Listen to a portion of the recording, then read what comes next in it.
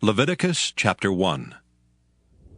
And the Lord called unto Moses, and spake unto him out of the tabernacle of the congregation, saying, Speak unto the children of Israel, and say unto them, If any man of you bring an offering unto the Lord, ye shall bring your offering of the cattle, even of the herd, and of the flock. If his offering be a burnt sacrifice of the herd, let him offer a male without blemish. He shall offer it of his own voluntary will at the door of the tabernacle of the congregation before the Lord. And he shall put his hand upon the head of the burnt offering, and it shall be accepted for him to make atonement for him. And he shall kill the bullock before the Lord. And the priests, Aaron's sons, shall bring the blood, and sprinkle the blood round about upon the altar that is by the door of the tabernacle of the congregation. And he shall flay the burnt offering, and cut it into his pieces. And the sons of Aaron the priest shall put fire upon the altar, and lay the wood in order upon the fire. And the priests, Aaron's sons, shall lay the parts, the head and the fat, in order upon the wood that is on the fire, which is upon the altar. But his inwards and his legs shall he wash in water, and the priest shall burn all on the altar, to be a burnt sacrifice, an offering made by fire, of a sweet savor unto the Lord. And if his offering be of the flocks, namely of the sheep or of the goats, for a burnt sacrifice, he shall bring it a male without blemish. And he shall kill it on the side of the altar northward before the Lord. And the priests, Aaron's sons, shall sprinkle his blood round about upon the altar. And he shall cut it into his pieces, with his head and his fat, and the priest shall lay them in order on the wood that is on the fire which is upon the altar.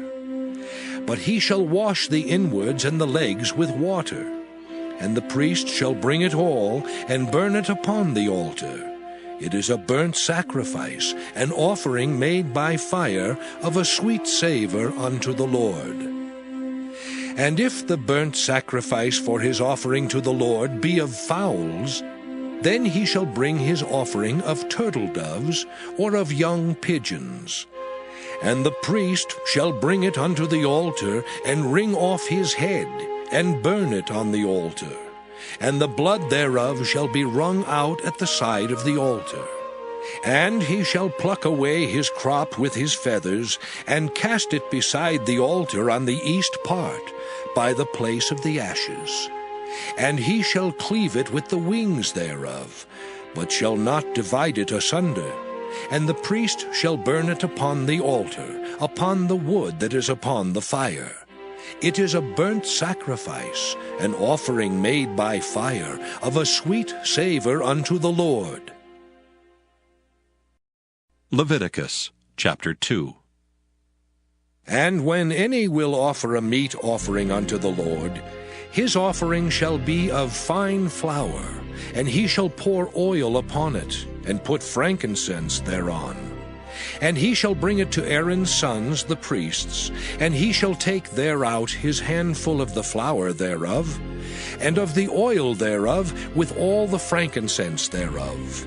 And the priest shall burn the memorial of it upon the altar, to be an offering made by fire, of a sweet savor unto the Lord.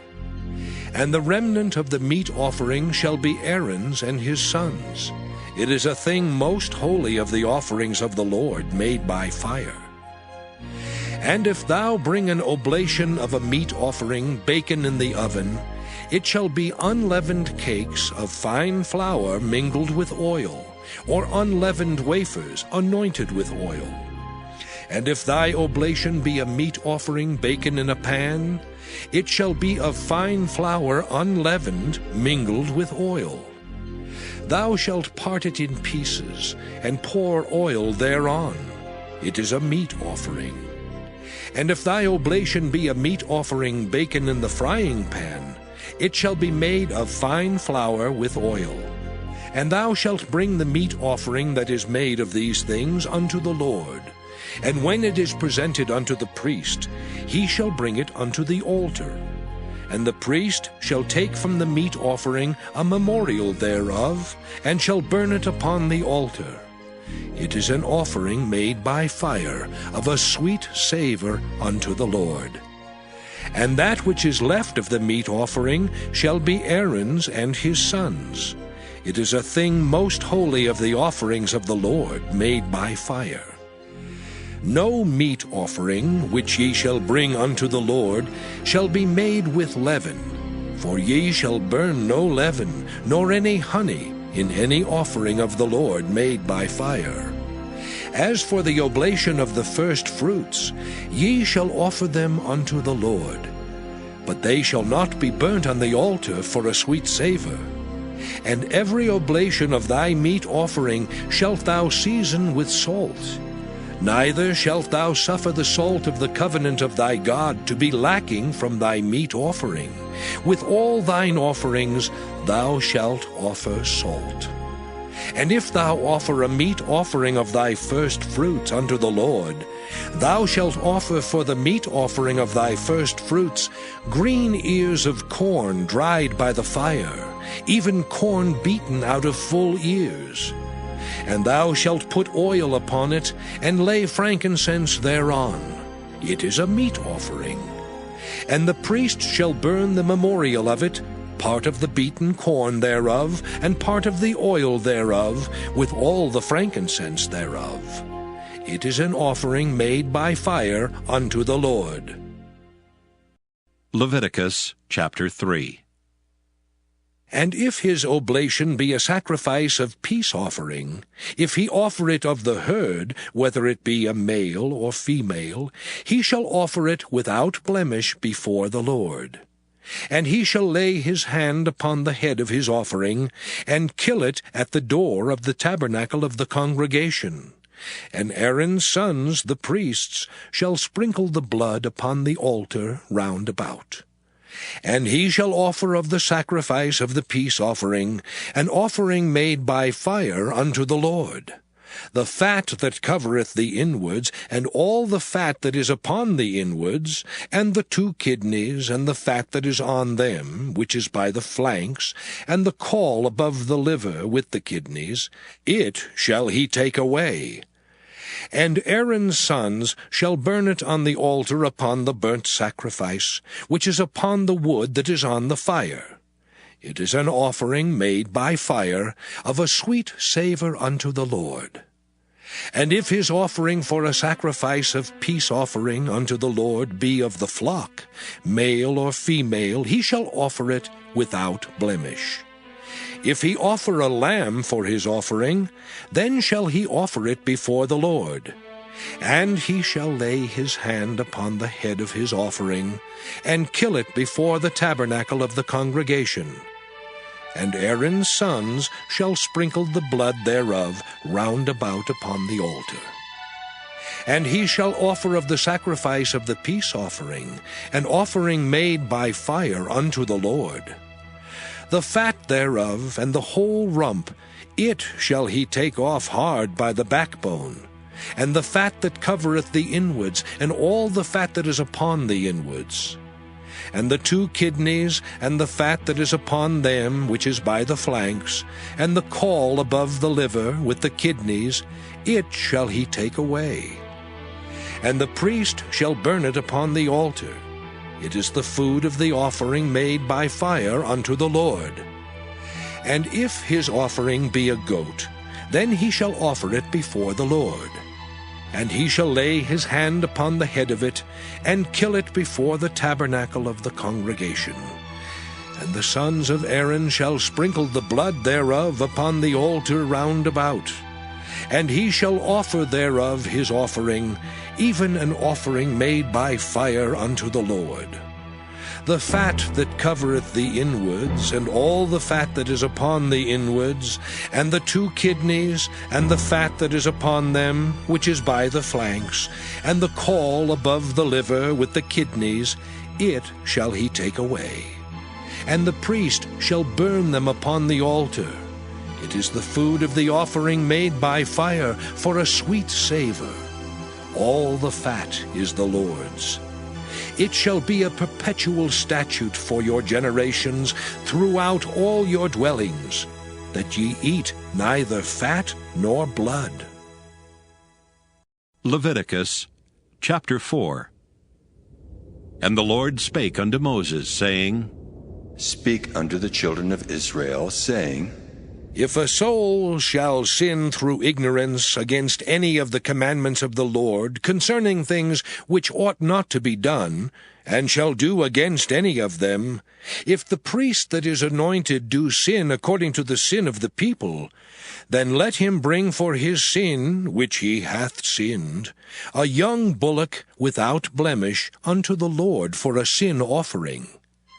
And he shall bring the bullock unto the door of the tabernacle of the congregation before the Lord, and shall lay his hand upon the bullock's head, and kill the bullock before the Lord.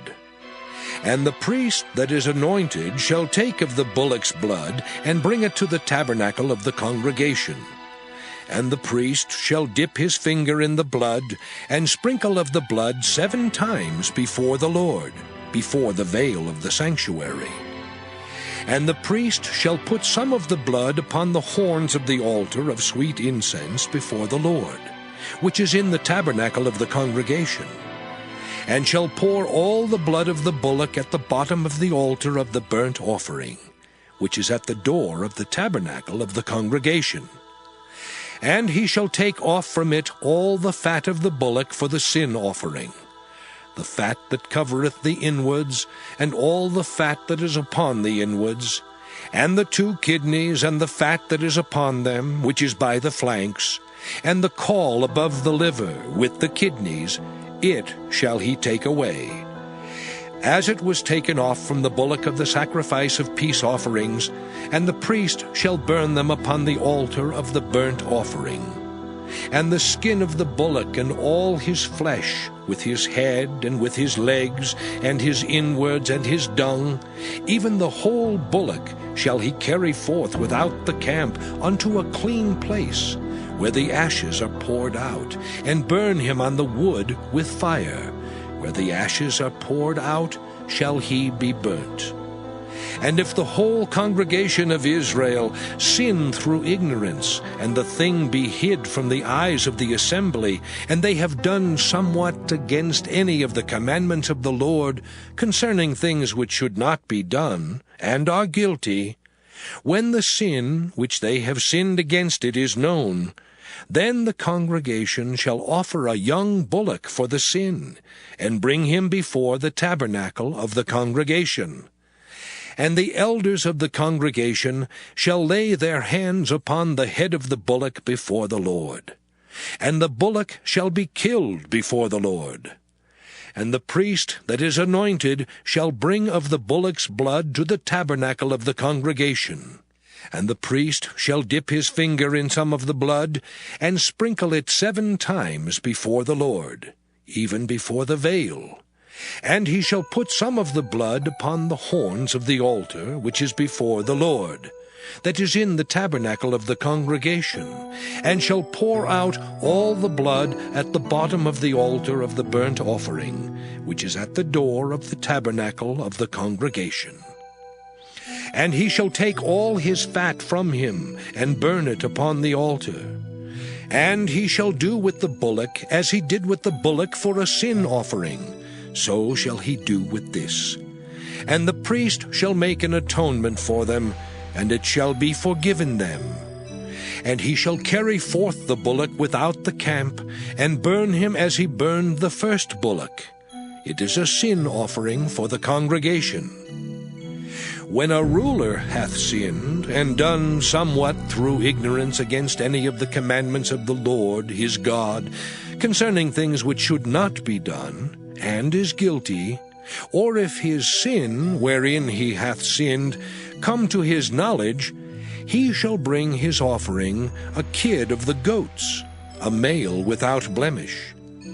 And he shall lay his hand upon the head of the goat, and kill it in the place where they kill the burnt offering before the Lord.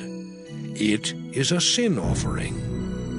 And the priest shall take of the blood of the sin offering with his finger, and put it upon the horns of the altar of burnt offering, and shall pour out his blood at the bottom of the altar of burnt offering.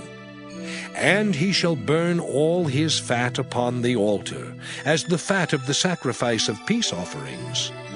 And the priest shall make an atonement for him as concerning his sin, and it shall be forgiven him.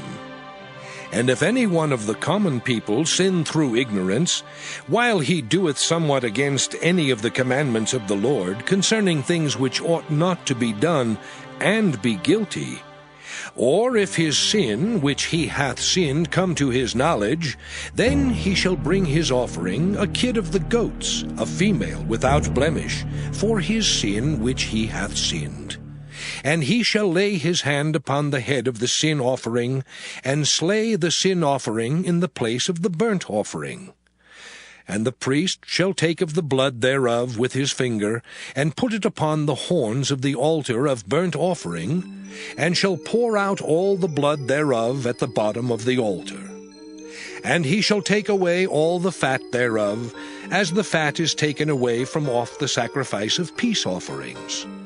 And the priest shall burn it upon the altar for a sweet savour unto the Lord. And the priest shall make an atonement for him, and it shall be forgiven him. And if he bring a lamb for a sin offering, he shall bring it a female without blemish. And he shall lay his hand upon the head of the sin offering, and slay it for a sin offering in the place where they killed the burnt offering. And the priest shall take of the blood of the sin offering with his finger, and put it upon the horns of the altar of burnt offering, and shall pour out all the blood thereof at the bottom of the altar. And he shall take away all the fat thereof, as the fat of the lamb is taken away from the sacrifice of the peace offerings. And the priest shall burn them upon the altar, according to the offerings made by fire unto the Lord. And the priest shall make an atonement for his sin that he hath committed, and it shall be forgiven him. Leviticus chapter 5. And if a soul sin, and hear the voice of swearing, and is a witness, whether he hath seen or known of it, if he do not utter it, then he shall bear his iniquity. Or if a soul touch any unclean thing, whether it be a carcass of an unclean beast, or a carcass of unclean cattle, or the carcass of unclean creeping things, and if it be hidden from him, he also shall be unclean and guilty. Or if he touch the uncleanness of man, whatsoever uncleanness it be, that a man shall be defiled withal, and it be hid from him, when he knoweth of it, then he shall be guilty. Or if a soul swear, pronouncing with his lips to do evil, or to do good, whatsoever it be that a man shall pronounce with an oath, and it be hid from him, when he knoweth of it, then he shall be guilty in one of these. And it shall be, when he shall be guilty in one of these things, that he shall confess that he hath sinned in that thing. And he shall bring his trespass offering unto the Lord for his sin which he hath sinned, a female from the flock, a lamb or a kid of the goats for a sin offering. And the priest shall make an atonement for him concerning his sin. And if he be not able to bring a lamb, then he shall bring for his trespass which he hath committed 2 turtle doves or 2 young pigeons unto the Lord, one for a sin offering, and the other for a burnt offering.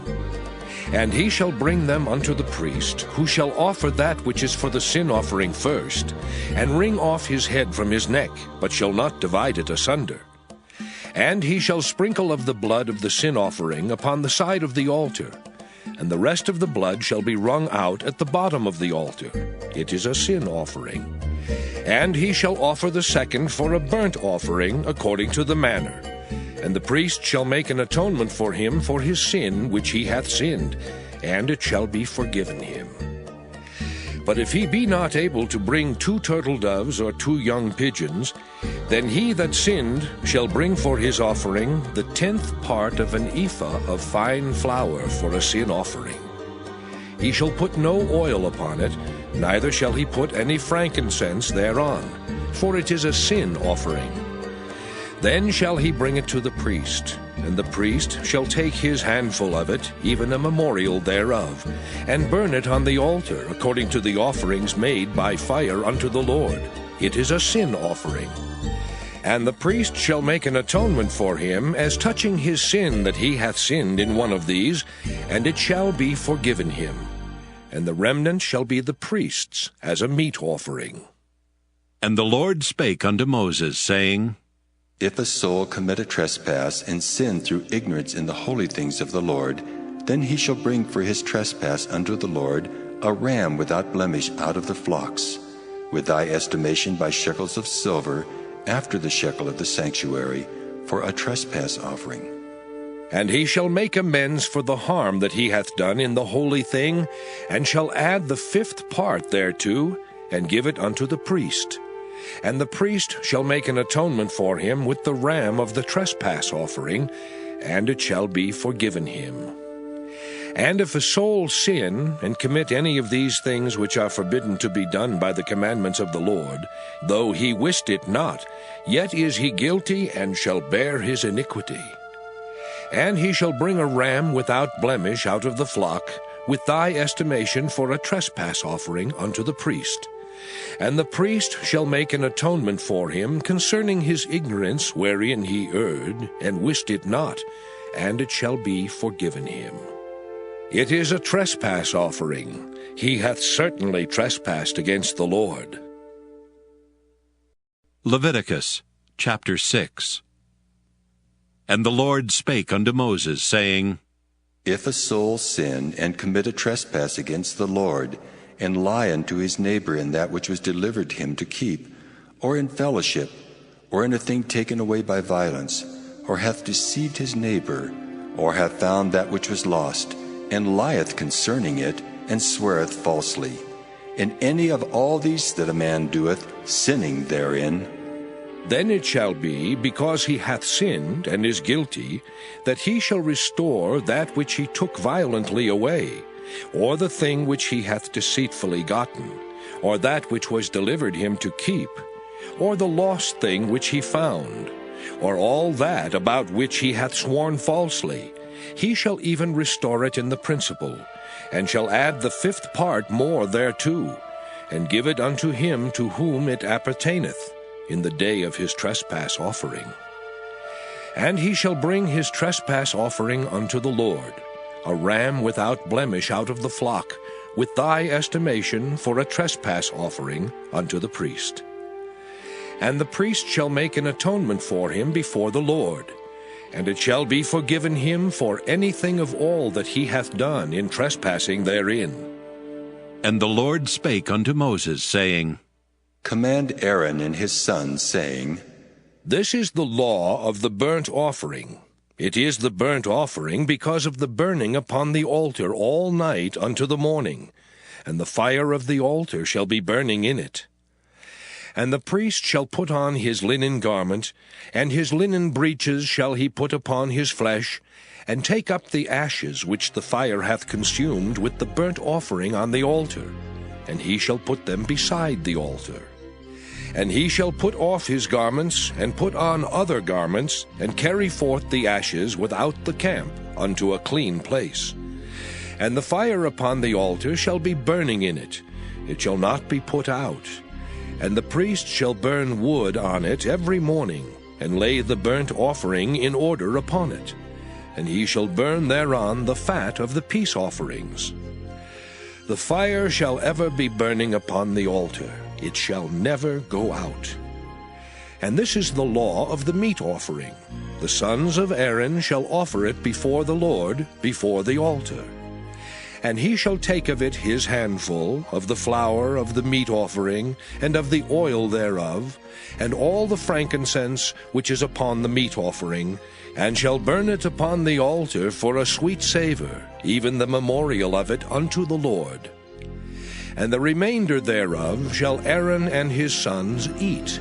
With unleavened bread shall it be eaten in the holy place.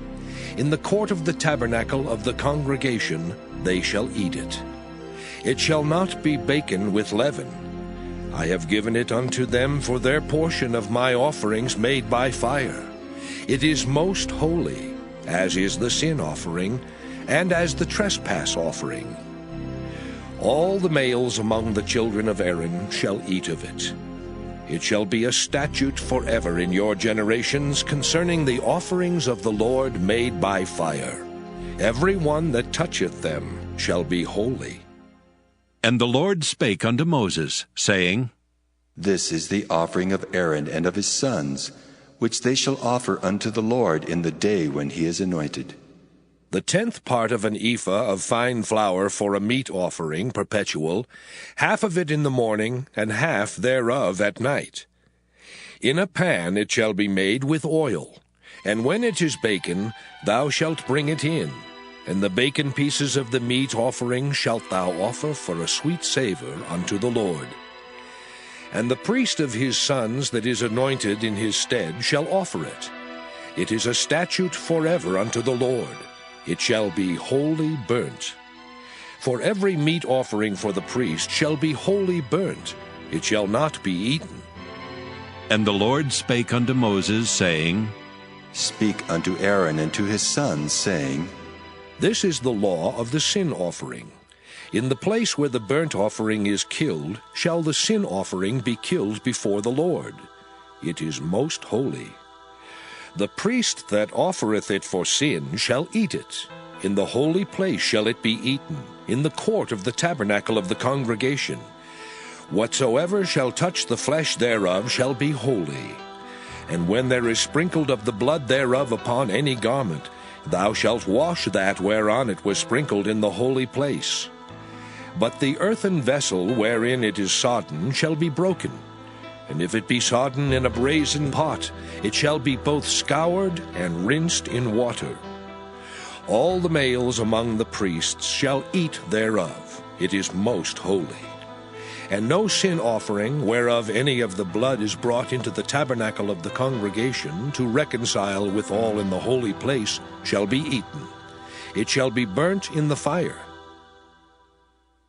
Leviticus chapter 7. Likewise, this is the law of the trespass offering. It is most holy. In the place where they kill the burnt offering shall they kill the trespass offering, and the blood thereof shall he sprinkle round about upon the altar. And he shall offer of it all the fat thereof, the rump and the fat that covereth the inwards, and the 2 kidneys and the fat that is on them, which is by the flanks, and the caul that is above the liver, with the kidneys, it shall he take away. And the priest shall burn them upon the altar for an offering made by fire unto the Lord. It is a trespass offering. Every male among the priests shall eat thereof. It shall be eaten in the holy place. It is most holy. As the sin offering is, so is the trespass offering. There is one law for them. The priest that maketh atonement therewith shall have it. And the priest that offereth any man's burnt offering, even the priest shall have to himself the skin of the burnt offering which he hath offered. And all the meat offering that is baken in the oven, and all that is dressed in the frying pan and in the pan, shall be the priest's that offereth it. And every meat offering mingled with oil and dry shall all the sons of Aaron have, one as much as another. And this is the law of the sacrifice of peace offerings, which he shall offer unto the Lord. If he offer it for a thanksgiving, then he shall offer with the sacrifice of thanksgiving unleavened cakes mingled with oil, and unleavened wafers anointed with oil, and cakes mingled with oil of fine flour, fried. Besides the cakes, he shall offer for his offering leavened bread with the sacrifice of thanksgiving of his peace offerings. And of it he shall offer one out of the whole oblation for an heave offering unto the Lord. And it shall be the priest's that sprinkleth the blood of the peace offerings. And the flesh of the sacrifice of his peace offerings for thanksgiving shall be eaten the same day that it is offered. He shall not leave any of it until the morning. But if the sacrifice of his offering be a vow, or a voluntary offering, it shall be eaten the same day that he offereth his sacrifice, and on the morrow also the remainder of it shall be eaten. But the remainder of the flesh of the sacrifice on the third day shall be burnt with fire. And if any of the flesh of the sacrifice of his peace offerings be eaten at all on the third day, it shall not be accepted, neither shall it be imputed unto him that offereth it. It shall be an abomination, and the soul that eateth of it shall bear his iniquity. And the flesh that toucheth any unclean thing shall not be eaten, it shall be burnt with fire. And as for the flesh, all that be clean shall eat thereof. But the soul that eateth of the flesh of the sacrifice of peace offerings, that pertain unto the Lord, having his uncleanness upon him, even that soul shall be cut off from his people. Moreover, the soul that shall touch any unclean thing, as the uncleanness of man, or any unclean beast, or any abominable unclean thing, and eat of the flesh of the sacrifice of peace offerings, which pertain unto the Lord, even that soul shall be cut off from his people. And the Lord spake unto Moses, saying, Speak unto the children of Israel, saying, Ye shall eat no manner of fat, of ox, or of sheep, or of goat. And the fat of the beast that dieth of itself, and the fat of that which is torn with beasts, may be used in any other use, but ye shall in no wise eat of it. For whosoever eateth the fat of the beast, of which men offer an offering made by fire unto the Lord, even the soul that eateth it shall be cut off from his people. Moreover, ye shall eat no manner of blood, whether it be of fowl or of beast, in any of your dwellings. Whatsoever soul it be that eateth any manner of blood, even that soul shall be cut off from his people. And the Lord spake unto Moses, saying, Speak unto the children of Israel, saying, He that offereth the sacrifice of his peace offerings unto the Lord shall bring his oblation unto the Lord of the sacrifice of his peace offerings. His own hands shall bring the offerings of the Lord made by fire.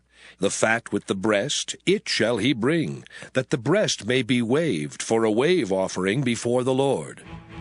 And the priest shall burn the fat upon the altar, but the breast shall be Aaron's and his sons'. And the right shoulder shall ye give unto the priest for an heave offering of the sacrifices of your peace offerings. He among the sons of Aaron that offereth the blood of the peace offerings and the fat shall have the right shoulder for his part. For the wave breast and the heave shoulder have I taken of the children of Israel from off the sacrifices of their peace offerings, and have given them unto Aaron the priest and unto his sons by a statute forever from among the children of Israel. This is the portion of the anointing of Aaron, and of the anointing of his sons, out of the offerings of the Lord, made by fire in the day when he presented them to minister unto the Lord in the priest's office, which the Lord commanded to be given them of the children of Israel in the day that he anointed them, by a statute forever throughout their generations. This is the law of the burnt offering, of the meat offering, and of the sin offering, and of the trespass offering, and of the consecrations, and of the sacrifice of the peace offerings, which the Lord commanded Moses in Mount Sinai, in the day that he commanded the children of Israel to offer their oblations unto the Lord in the wilderness of Sinai. Leviticus chapter 8. And the Lord spake unto Moses, saying, Take Aaron and his sons with him, and the garments and the anointing oil, and a bullock for the sin offering, and 2 rams and a basket of unleavened bread. And gather thou all the congregation together unto the door of the tabernacle of the congregation. And Moses did as the Lord commanded him. And the assembly was gathered together unto the door of the tabernacle of the congregation. And Moses said unto the congregation, This is the thing which the Lord commanded to be done. And Moses brought Aaron and his sons, and washed them with water. And he put upon him the coat, and girded him with the girdle, and clothed him with the robe, and put the ephod upon him. And he girded him with the curious girdle of the ephod, and bound it unto him therewith. And he put the breastplate upon him. Also he put in the breastplate the Urim and the Thummim. And he put the mitre upon his head. Also upon the mitre, even upon his forefront, did he put the golden plate, the holy crown, as the Lord commanded Moses. And Moses took the anointing oil, and anointed the tabernacle and all that was therein, and sanctified them. And he sprinkled thereof upon the altar 7 times, and anointed the altar and all his vessels, both the laver and his foot, to sanctify them. And he poured of the anointing oil upon Aaron's head, and anointed him to sanctify him. And Moses brought Aaron's sons, and put coats upon them, and girded them with girdles, and put bonnets upon them, as the Lord commanded Moses. And he brought the bullock for the sin offering, and Aaron and his sons laid their hands upon the head of the bullock for the sin offering. And he slew it, and Moses took the blood, and put it upon the horns of the altar round about with his finger, and purified the altar, and poured the blood at the bottom of the altar, and sanctified it, to make reconciliation upon it. And he took all the fat that was upon the inwards, and the caul above the liver, and the 2 kidneys and their fat, and Moses burned it upon the altar. But the bullock and his hide, his flesh and his dung, he burnt with fire without the camp, as the Lord commanded Moses. And he brought the ram for the burnt offering, and Aaron and his sons laid their hands upon the head of the ram, and he killed it, and Moses sprinkled the blood upon the altar round about. And he cut the ram into pieces, and Moses burnt the head and the pieces and the fat. And he washed the inwards and the legs in water, and Moses burnt the whole ram upon the altar. It was a burnt sacrifice for a sweet savor, and an offering made by fire unto the Lord, as the Lord commanded Moses.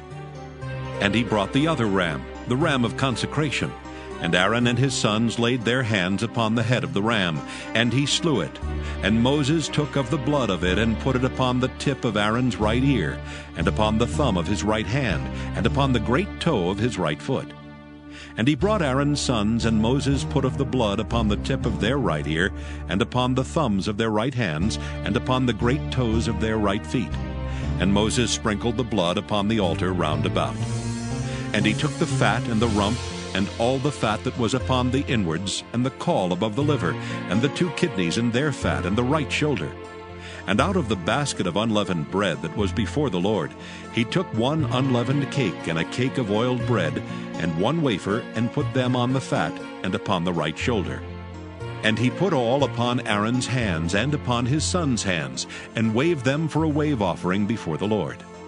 And Moses took them from off their hands, and burnt them on the altar upon the burnt offering.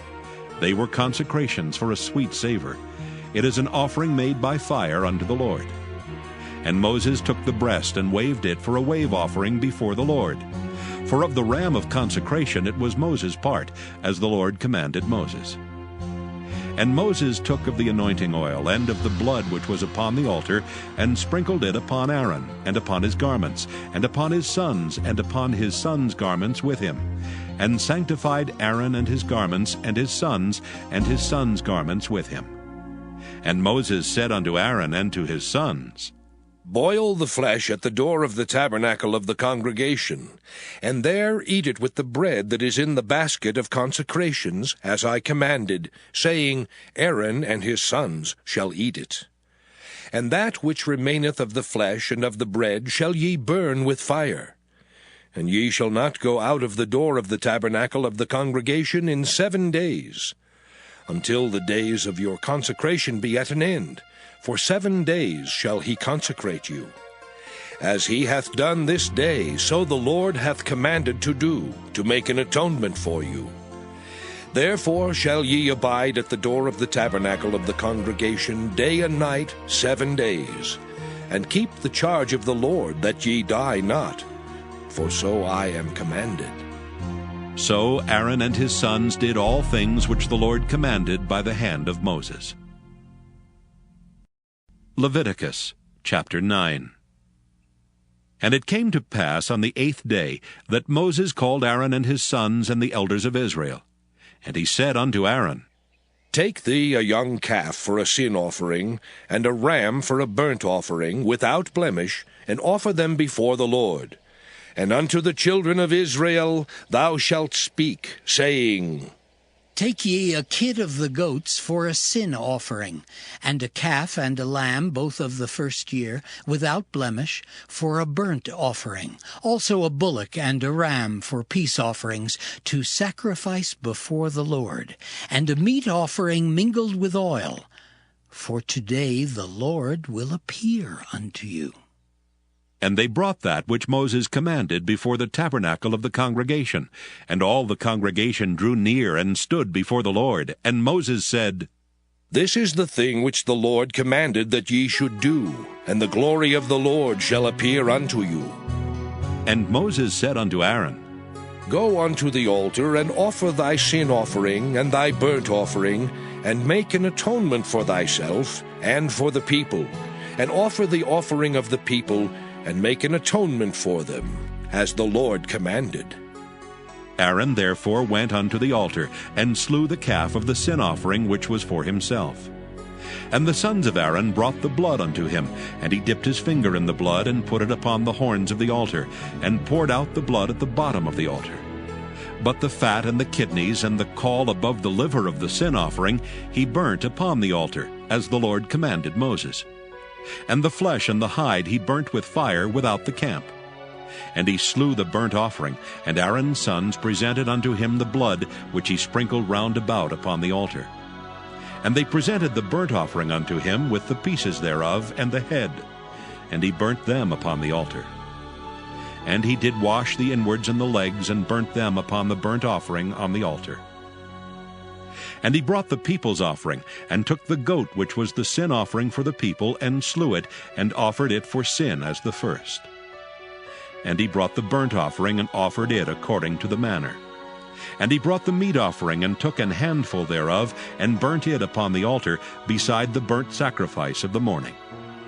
He slew also the bullock and the ram for a sacrifice of peace offerings, which was for the people. And Aaron's sons presented unto him the blood which he sprinkled upon the altar round about, and the fat of the bullock and of the ram, the rump, and that which covereth the inwards and the kidneys, and the caul above the liver. And they put the fat upon the breasts, and he burnt the fat upon the altar. And the breasts and the right shoulder Aaron waved for a wave offering before the Lord, as Moses commanded.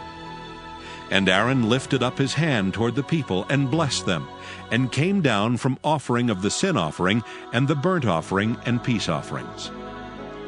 And Moses and Aaron went into the tabernacle of the congregation, and came out and blessed the people, and the glory of the Lord appeared unto all the people. And there came a fire out from before the Lord, and consumed upon the altar the burnt offering and the fat, which when all the people saw, they shouted, and fell on their faces. Leviticus chapter 10.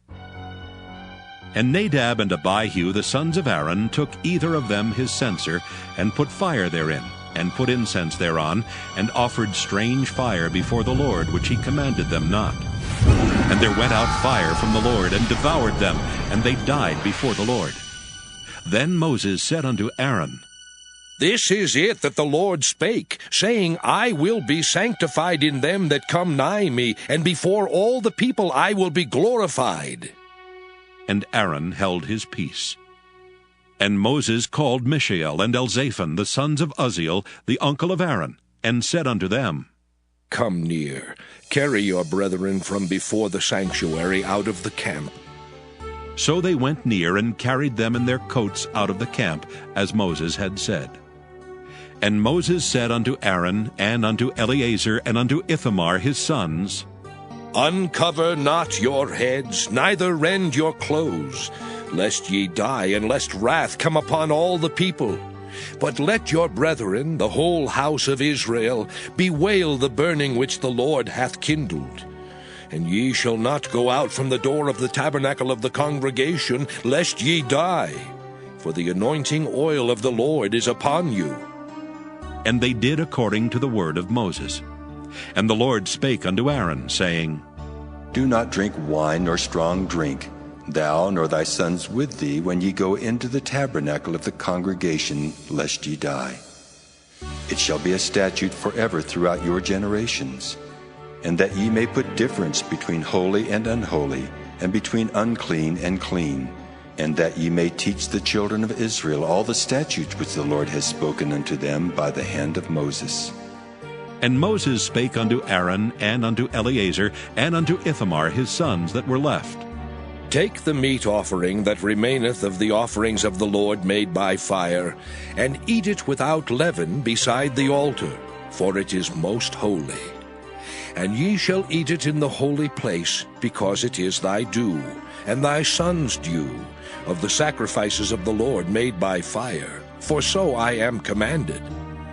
And the wave breast and heave shoulder shall ye eat in a clean place, thou and thy sons and thy daughters with thee, for they be thy due, and thy sons' due, which are given out of the sacrifices of peace offerings of the children of Israel. The heave shoulder and the wave breast shall they bring with the offerings made by fire of the fat, to wave it for a wave offering before the Lord. And it shall be thine and thy sons with thee by a statute forever, as the Lord hath commanded. And Moses diligently sought the goat of the sin offering, and behold, it was burnt. And he was angry with Eleazar and Ithamar, the sons of Aaron, which were left alive, saying, Wherefore have ye not eaten the sin offering in the holy place, seeing it is most holy? And God hath given it you to bear the iniquity of the congregation, to make atonement for them before the Lord. Behold, the blood of it was not brought in within the holy place. Ye should indeed have eaten it in the holy place, as I commanded. And Aaron said unto Moses, Behold, this day have they offered their sin offering and their burnt offering before the Lord, and such things have befallen me. And if I had eaten the sin offering today, should it have been accepted in the sight of the Lord? And when Moses heard that, he was content. Leviticus chapter 11. And the Lord spake unto Moses and to Aaron, saying unto them, Speak unto the children of Israel, saying, These are the beasts which ye shall eat among all the beasts that are on the earth. Whatsoever parteth the hoof, and is cloven-footed, and cheweth the cud among the beasts, that shall ye eat. Nevertheless, these shall ye not eat of them that chew the cud, or of them that divide the hoof, as the camel, because he cheweth the cud, but divideth not the hoof. He is unclean unto you. And the coney, because he cheweth the cud, but divideth not the hoof. He is unclean unto you. And the hare, because he cheweth the cud, but divideth not the hoof. He is unclean unto you. And the swine, though he divide the hoof, and be cloven-footed, yet he cheweth not the cud. He is unclean to you. Of their flesh shall ye not eat, and their carcass shall ye not touch. They are unclean to you. These shall ye eat of all that are in the waters. Whatsoever hath fins and scales in the waters, in the seas and in the rivers, them shall ye eat.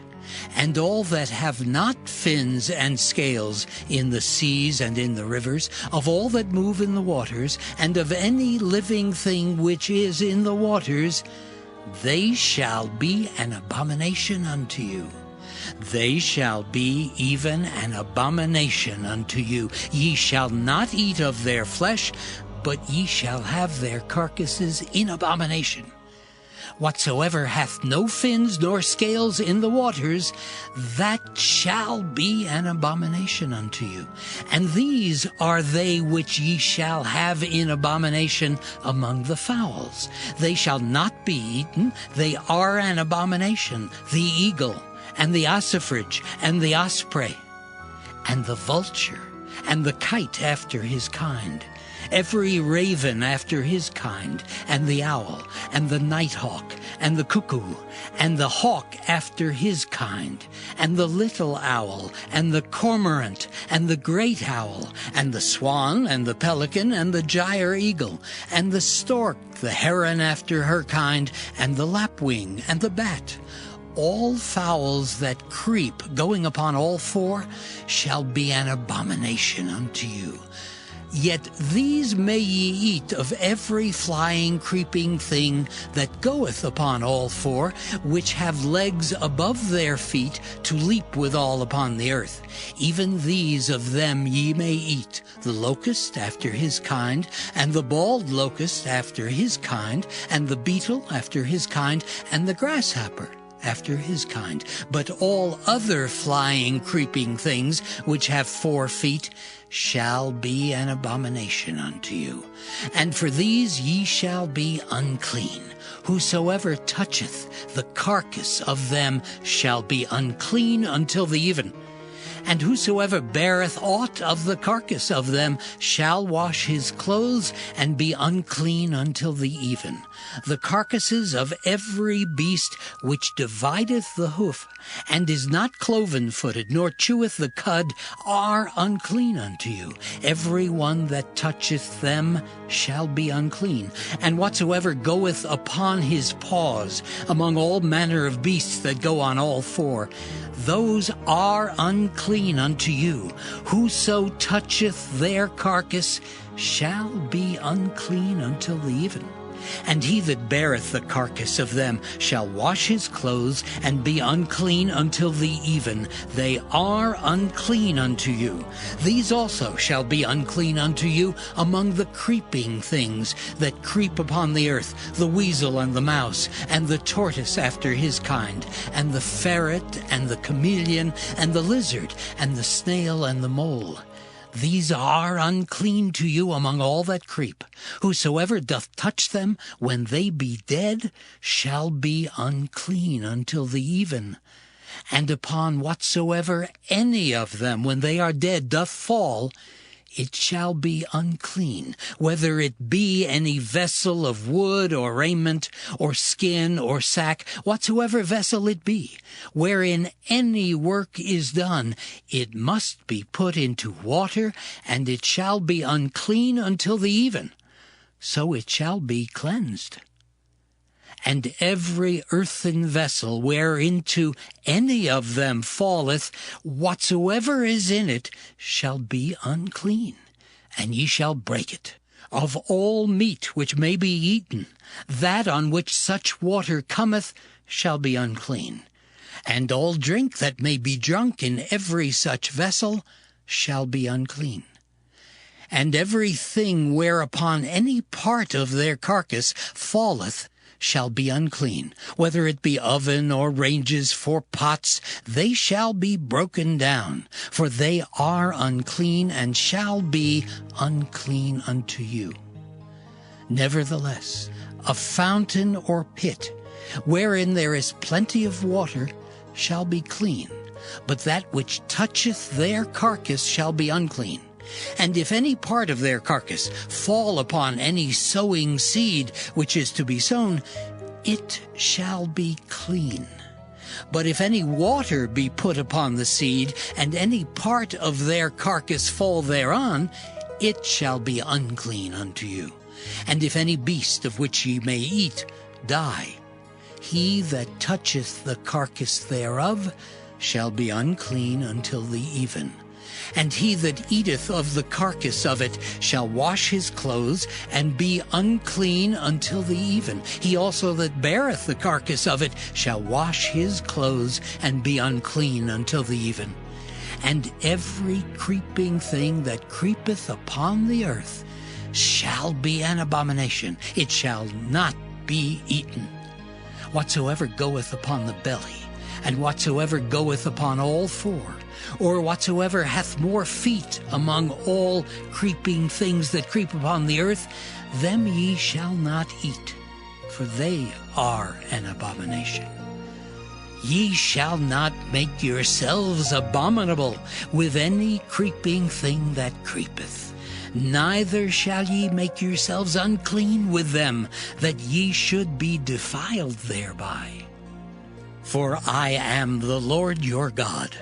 Ye shall therefore sanctify yourselves, and ye shall be holy, for I am holy. Neither shall ye defile yourselves with any manner of creeping thing that creepeth upon the earth. For I am the Lord that bringeth you up out of the land of Egypt to be your God. Ye shall therefore be holy, for I am holy.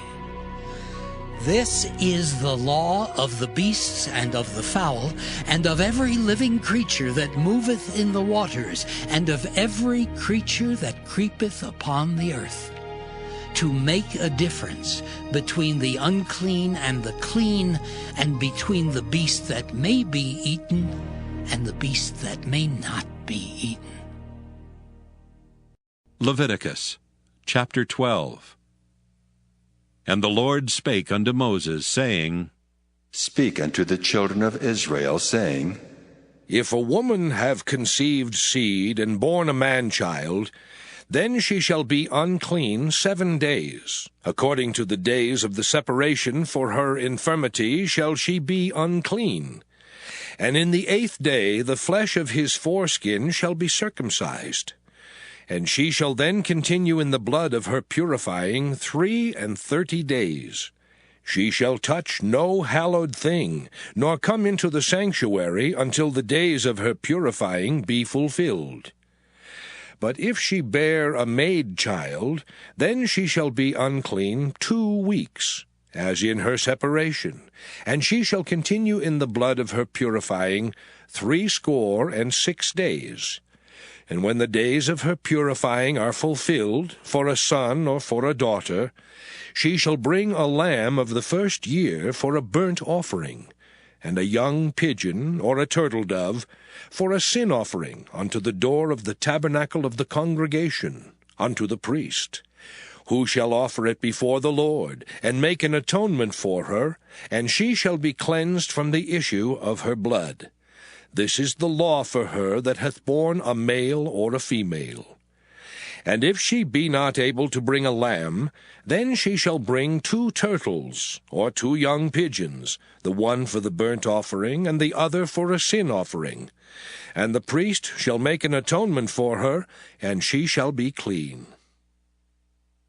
Leviticus chapter 13. And the Lord spake unto Moses and Aaron, saying, When a man shall have in the skin of his flesh a rising, a scab or bright spot, and it be in the skin of his flesh like the plague of leprosy, then he shall be brought unto Aaron the priest, or unto one of his sons the priests. And the priest shall look on the plague in the skin of the flesh, and when the hair in the plague is turned white, and the plague in sight be deeper than the skin of his flesh, it is a plague of leprosy, and the priest shall look on him and pronounce him unclean. If the bright spot be white in the skin of his flesh, and in sight be not deeper than the skin, and the hair thereof be not turned white, then the priest shall shut up him that hath the plague 7 days. And the priest shall look on him the 7th day, and behold, if the plague in his sight be at a stay, and the plague spread not in the skin, then the priest shall shut him up 7 days more. And the priest shall look on him again the 7th day, and behold, if the plague be somewhat dark, and the plague spread not in the skin, the priest shall pronounce him clean. It is but a scab, and he shall wash his clothes and be clean. But if the scab spread much abroad in the skin, after that he hath been seen of the priest for his cleansing, he shall be seen of the priest again. And if the priest see that, behold, the scab spreadeth in the skin, then the priest shall pronounce him unclean. It is a leprosy. When the plague of leprosy is in a man, then he shall be brought unto the priest.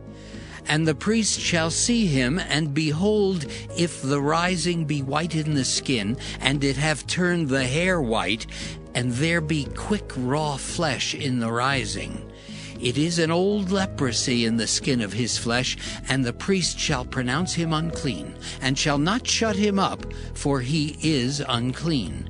And if a leprosy break out abroad in the skin, and the leprosy cover all the skin of him that hath the plague, from his head even to his foot, wheresoever the priest looketh, then the priest shall consider. And behold, if the leprosy have covered all his flesh, he shall pronounce him clean that hath the plague. It is all turned white, he is clean. But when raw flesh appeareth in him, he shall be unclean. And the priest shall see the raw flesh, and pronounce him to be unclean. For the raw flesh is unclean, it is a leprosy. Or if the raw flesh turn again, and be changed unto white, he shall come unto the priest. And the priest shall see him, and behold, if the plague be turned into white, then the priest shall pronounce him clean that hath the plague. He is clean.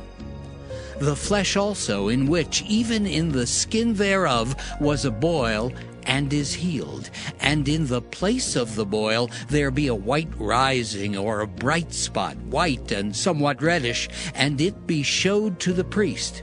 And if, when the priest seeth it, behold, it be in sight lower than the skin, and the hair thereof be turned white, the priest shall pronounce him unclean. It is a plague of leprosy broken out of the boil. But if the priest look on it, and behold, there be no white hairs therein, and if it be not lower than the skin, but be somewhat dark, then the priest shall shut him up 7 days. And if it spread much abroad in the skin, then the priest shall pronounce him unclean. It is a plague. But if the bright spot stay in his place and spread not, it is a burning boil, and the priest shall pronounce him clean. Or if there be any flesh in the skin, whereof there is a hot burning, and the quick flesh that burneth have a white bright spot, somewhat reddish or white, then the priest shall look upon it, and behold, if the hair in the bright spot be turned white, and it be in sight deeper than the skin, it is a leprosy broken out of the burning, wherefore the priest shall pronounce him unclean. It is the plague of leprosy. But if the priest look on it, and behold, there be no white hair in the bright spot, and it be no lower than the other skin, but be somewhat dark, then the priest shall shut him up 7 days. And the priest shall look upon him the 7th day, and if it be spread much abroad in the skin, then the priest shall pronounce him unclean. It is the plague of leprosy. And if the bright spot stay in his place, and spread not in the skin, but it be somewhat dark, it is a rising of the burning, and the priest shall pronounce him clean, for it is an inflammation of the burning. If a man or woman have a plague upon the head or the beard, then the priest shall see the plague, and behold, if it be in sight deeper than the skin, and there be in it a yellow thin hair, then the priest shall pronounce him unclean. It is a dry skull, even a leprosy upon the head or beard. And if the priest look on the plague of the skull, and behold, it be not in sight deeper than the skin, and that there is no black hair in it, then the priest shall shut up him that hath the plague of the skull 7 days. And in the 7th day the priest shall look on the plague, and behold, if the skull spread not, and there be in it no yellow hair, and the skull be not in sight deeper than the skin, he shall be shaven, but the skull shall he not shave, and the priest shall shut up him that hath the skull 7 days more. And in the 7th day the priest shall look on the skull, and behold, if the skull be not spread in the skin, nor be in sight deeper than the skin, then the priest shall pronounce him clean, and he shall wash his clothes and be clean. But if the scald spread much in the skin after his cleansing, then the priest shall look on him, and behold, if the scald be spread in the skin, the priest shall not seek for yellow hair. He is unclean. But if the scald be in his sight at a stay, and that there is black hair grown up therein, the scald is healed, he is clean, and the priest shall pronounce him clean. If a man also or a woman have in the skin of their flesh bright spots, even white bright spots, then the priest shall look, and behold, if the bright spots in the skin of their flesh be darkish white, it is a freckled spot that groweth in the skin, he is clean.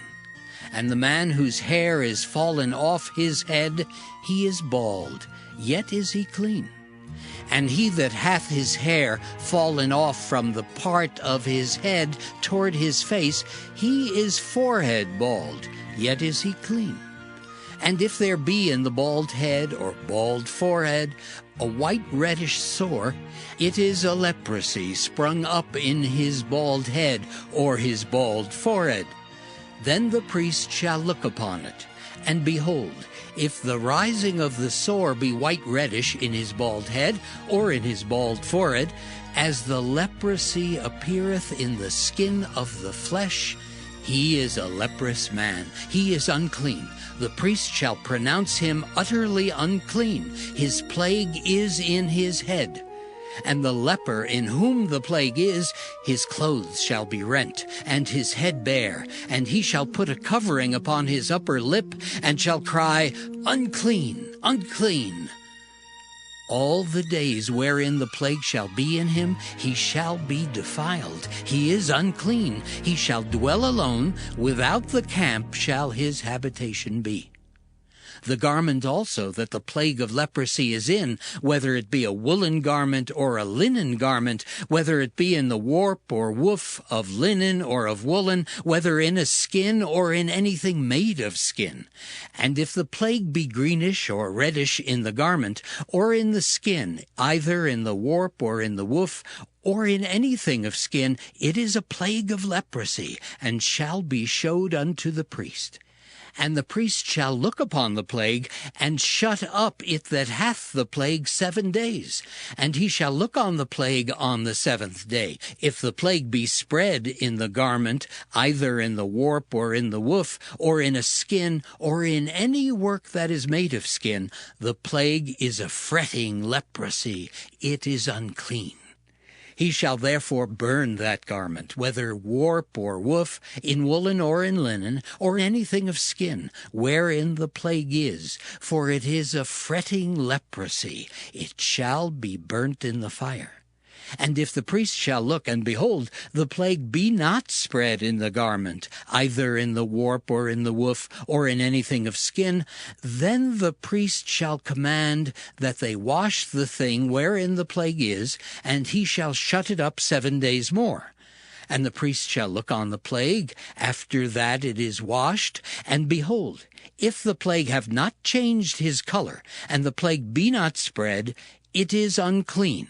Thou shalt burn it in the fire. It is fret inward, whether it be bare within or without. And if the priest look, and behold, the plague be somewhat dark after the washing of it, then he shall rend it out of the garment, or out of the skin, or out of the warp, or out of the woof. And if it appear still in the garment, either in the warp, or in the woof, or in anything of skin, it is a spreading plague. Thou shalt burn that wherein the plague is with fire. And the garment, either warp or woof, or whatsoever thing of skin it be, which thou shalt wash, if the plague be departed from them, then it shall be washed the 2nd time, and shall be clean. This is the law of the plague of leprosy in a garment of woolen or linen, either in the warp or woof, or anything of skins, to pronounce it clean or to pronounce it unclean. Leviticus chapter 14.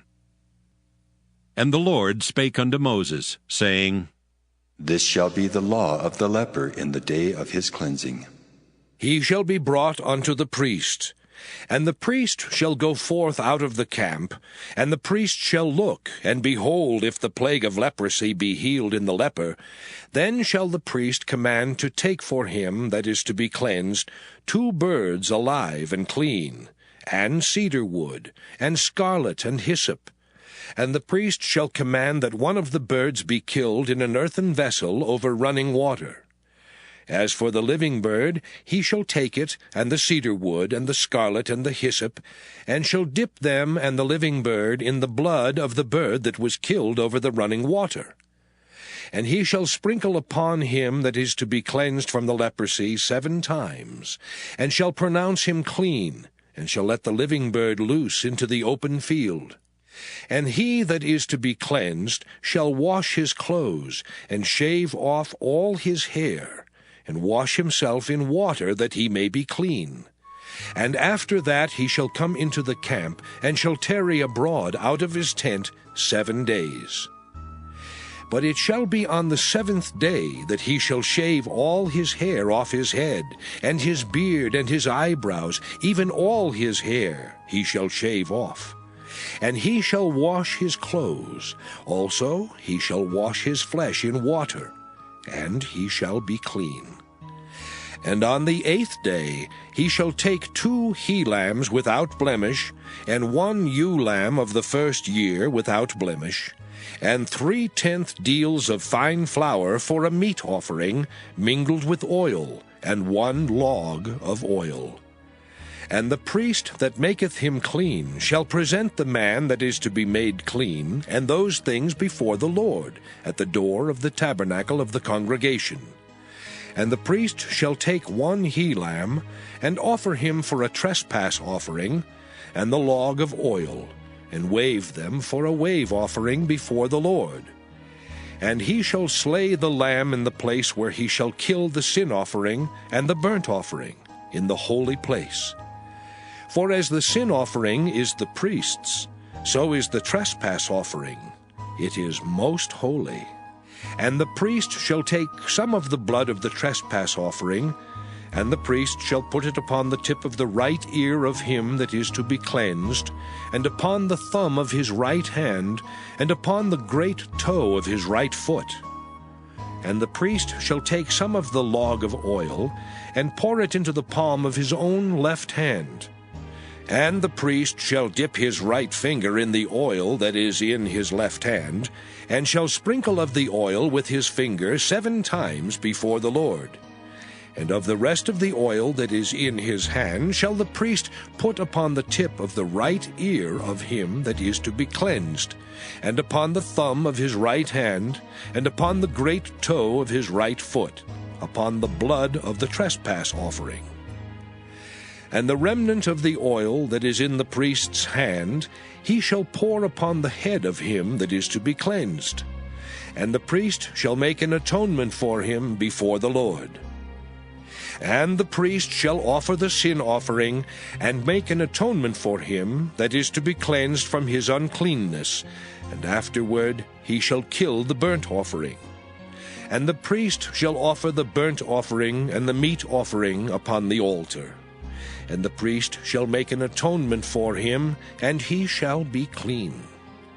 And if he be poor and cannot get so much, then he shall take 1 lamb for a trespass offering to be waved, to make an atonement for him, and 1/10 deal of fine flour mingled with oil for a meat offering, and a log of oil. And 2 turtle doves, or 2 young pigeons, such as he is able to get, and the one shall be a sin offering, and the other a burnt offering. And he shall bring them on the 8th day for his cleansing unto the priest, unto the door of the tabernacle of the congregation before the Lord. And the priest shall take the lamb of the trespass offering, and the log of oil, and the priest shall wave them for a wave offering before the Lord. And he shall kill the lamb of the trespass offering, and the priest shall take some of the blood of the trespass offering, and put it upon the tip of the right ear of him that is to be cleansed, and upon the thumb of his right hand, and upon the great toe of his right foot. And the priest shall pour of the oil into the palm of his own left hand. And the priest shall sprinkle with his right finger some of the oil that is in his left hand 7 times before the Lord. And the priest shall put of the oil that is in his hand upon the tip of the right ear of him that is to be cleansed, and upon the thumb of his right hand, and upon the great toe of his right foot, upon the place of the blood of the trespass offering. And the rest of the oil that is in the priest's hand he shall put upon the head of him that is to be cleansed, to make an atonement for him before the Lord. And he shall offer the one of the turtle doves, or of the young pigeons, such as he can get, even such as he is able to get, the one for a sin offering, and the other for a burnt offering with the meat offering. And the priest shall make an atonement for him that is to be cleansed before the Lord. This is the law of him in whom is the plague of leprosy, whose hand is not able to get that which pertaineth to his cleansing. And the Lord spake unto Moses and unto Aaron, saying, When ye be come into the land of Canaan, which I give to you for a possession, and I put the plague of leprosy in a house of the land of your possession, and he that owneth the house shall come and tell the priest, saying, It seemeth to me there is, as it were, a plague in the house. Then the priest shall command that they empty the house before the priest go into it to see the plague, that all that is in the house be not made unclean. And afterward the priest shall go in to see the house. And he shall look on the plague, and behold, if the plague be in the walls of the house, with hollow strakes, greenish or reddish, which in sight are lower than the wall, then the priest shall go out of the house to the door of the house, and shut up the house 7 days. And the priest shall come again the 7th day, and shall look. And behold, if the plague be spread in the walls of the house, then the priest shall command that they take away the stones in which the plague is, and they shall cast them into an unclean place without the city.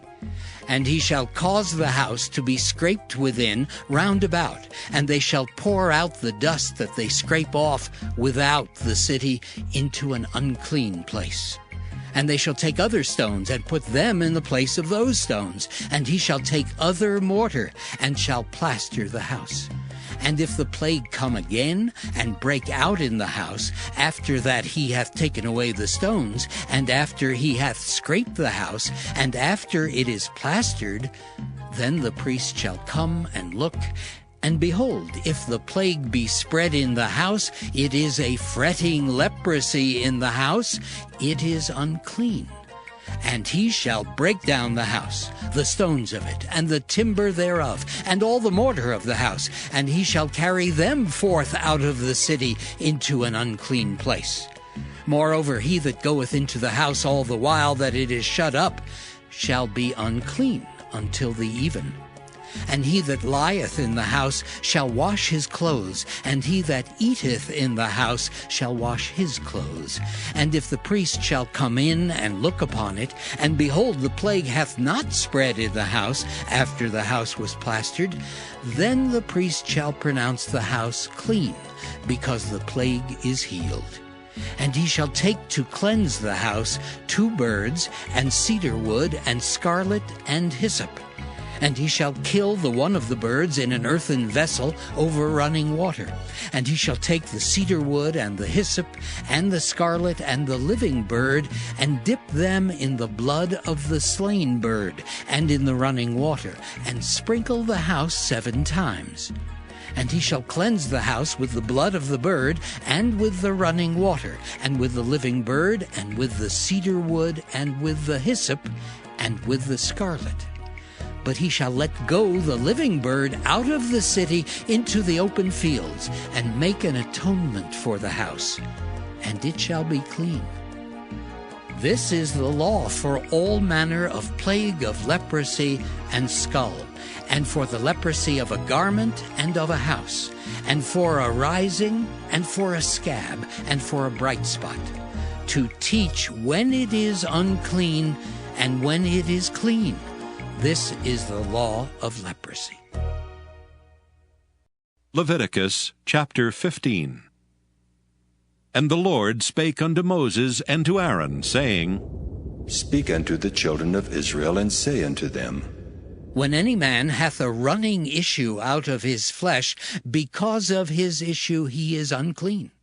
And this shall be his uncleanness in his issue, whether his flesh run with his issue, or his flesh be stopped from his issue, it is his uncleanness. Every bed whereon he lieth that hath the issue is unclean, and everything whereon he sitteth shall be unclean. And whosoever toucheth his bed shall wash his clothes, and bathe himself in water, and be unclean until the even. And he that sitteth on anything whereon he sat that hath the issue shall wash his clothes, and bathe himself in water, and be unclean until the even. And he that toucheth the flesh of him that hath the issue shall wash his clothes, and bathe himself in water, and be unclean until the even. And if he that hath the issue spit upon him that is clean, then he shall wash his clothes, and bathe himself in water, and be unclean until the even. And what saddle soever he rideth upon that hath the issue shall be unclean. And whosoever toucheth anything that was under him shall be unclean until the even. And he that beareth any of those things shall wash his clothes, and bathe himself in water, and be unclean until the even. And whomsoever he toucheth that hath the issue, and hath not rinsed his hands in water, he shall wash his clothes, and bathe himself in water, and be unclean until the even. And the vessel of earth that he toucheth, which hath the issue, shall be broken, and every vessel of wood shall be rinsed in water. And when he that hath an issue is cleansed of his issue, then he shall number to himself 7 days for his cleansing, and wash his clothes, and bathe his flesh in running water, and shall be clean. And on the 8th day he shall take to him 2 turtle doves, or 2 young pigeons, and come before the Lord unto the door of the tabernacle of the congregation, and give them unto the priest. And the priest shall offer them, the one for a sin offering, and the other for a burnt offering. And the priest shall make an atonement for him before the Lord for his issue. And if any man's seed of copulation go out from him, then he shall wash all his flesh in water, and be unclean until the even. And every garment and every skin whereon is the seed of copulation shall be washed with water, and be unclean until the even. The woman also with whom man shall lie with seed of copulation, they shall both bathe themselves in water, and be unclean until the even. And if a woman have an issue, and her issue in her flesh be blood, she shall be put apart 7 days, and whosoever toucheth her shall be unclean until the even. And everything that she lieth upon in her separation shall be unclean. Everything also that she sitteth upon shall be unclean. And whosoever toucheth her bed shall wash his clothes, and bathe himself in water, and be unclean until the even. And whosoever toucheth anything that she sat upon shall wash his clothes, and bathe himself in water, and be unclean until the even. And if it be on her bed, or on anything whereon she sitteth, when he toucheth it, he shall be unclean until the even.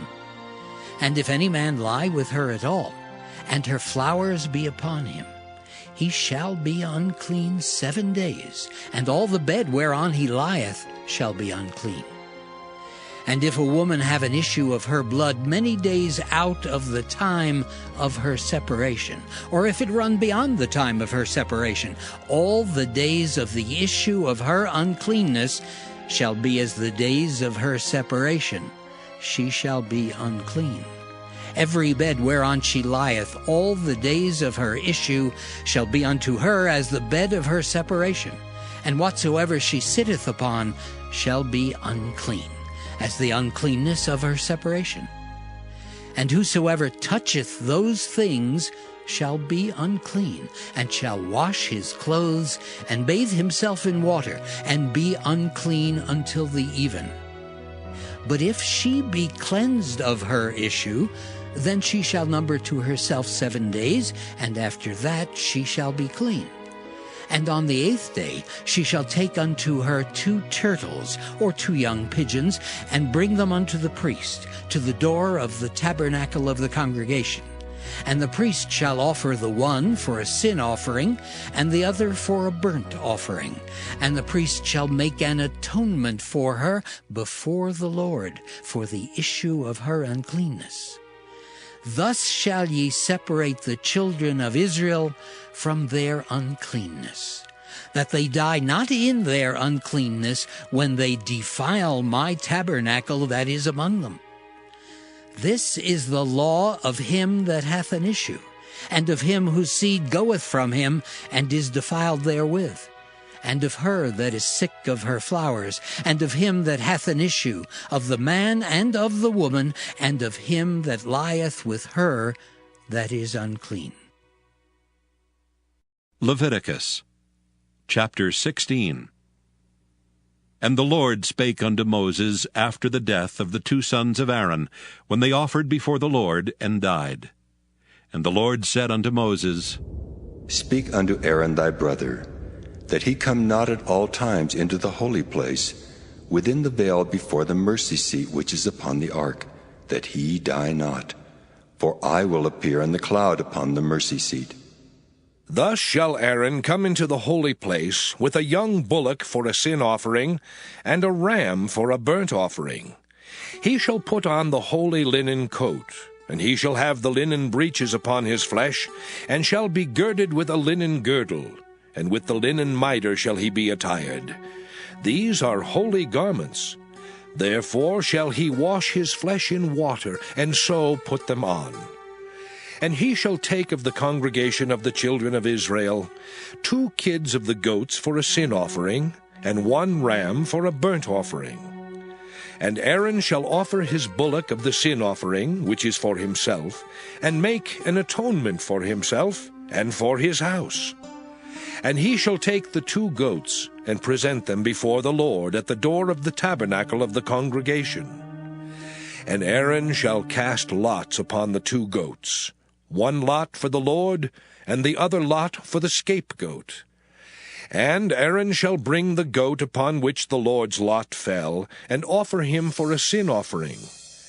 But the goat on which the lot fell to be the scapegoat shall be presented alive before the Lord, to make an atonement with him, and to let him go for a scapegoat into the wilderness. And Aaron shall bring the bullock of the sin offering, which is for himself, and shall make an atonement for himself and for his house, and shall kill the bullock of the sin offering, which is for himself. And he shall take a censer full of burning coals of fire from off the altar before the Lord, and his hands full of sweet incense beaten small, and bring it within the veil. And he shall put the incense upon the fire before the Lord, that the cloud of the incense may cover the mercy seat that is upon the testimony, that he die not.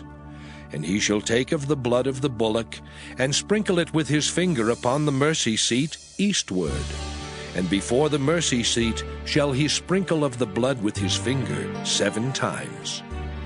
Then shall he kill the goat of the sin offering that is for the people, and bring his blood within the veil, and do with that blood as he did with the blood of the bullock, and sprinkle it upon the mercy seat, and before the mercy seat. And he shall make an atonement for the holy place, because of the uncleanness of the children of Israel, and because of their transgressions in all their sins. And so shall he do for the tabernacle of the congregation, that remaineth among them in the midst of their uncleanness.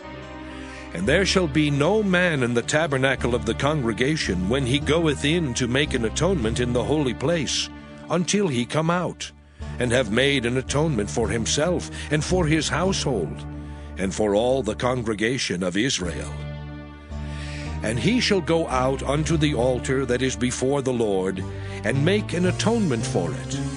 and shall take of the blood of the bullock and of the blood of the goat, and put it upon the horns of the altar round about. And he shall sprinkle of the blood upon it with his finger 7 times, and cleanse it, and hallow it from the uncleanness of the children of Israel. And when he hath made an end of reconciling the holy place, and the tabernacle of the congregation, and the altar, he shall bring the live goat. And Aaron shall lay both his hands upon the head of the live goat, and confess over him all the iniquities of the children of Israel, and all their transgressions in all their sins, putting them upon the head of the goat, and shall send him away by the hand of a fit man into the wilderness. And the goat shall bear upon him all their iniquities unto a land not inhabited, and he shall let go the goat in the wilderness.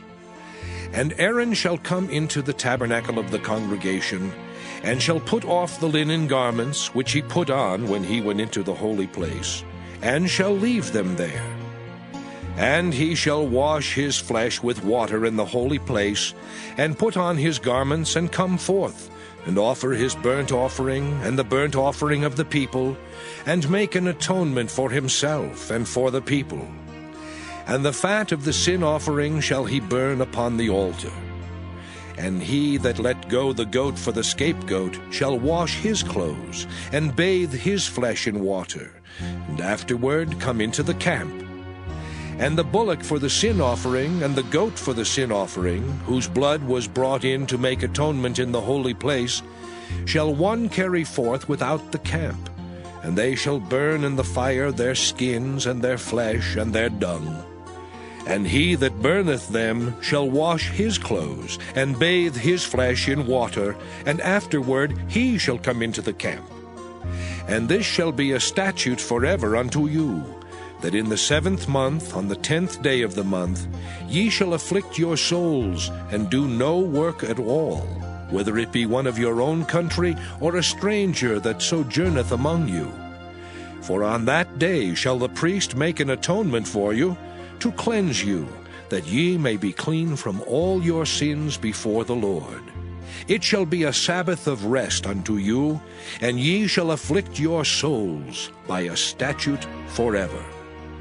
And the priest whom he shall anoint, and whom he shall consecrate to minister in the priest's office in his father's stead, shall make the atonement, and shall put on the linen clothes, even the holy garments. And he shall make an atonement for the holy sanctuary, and he shall make an atonement for the tabernacle of the congregation, and for the altar, and he shall make an atonement for the priests, and for all the people of the congregation. And this shall be an everlasting statute unto you, to make an atonement for the children of Israel for all their sins once a year. And he did as the Lord commanded Moses. Leviticus chapter 17.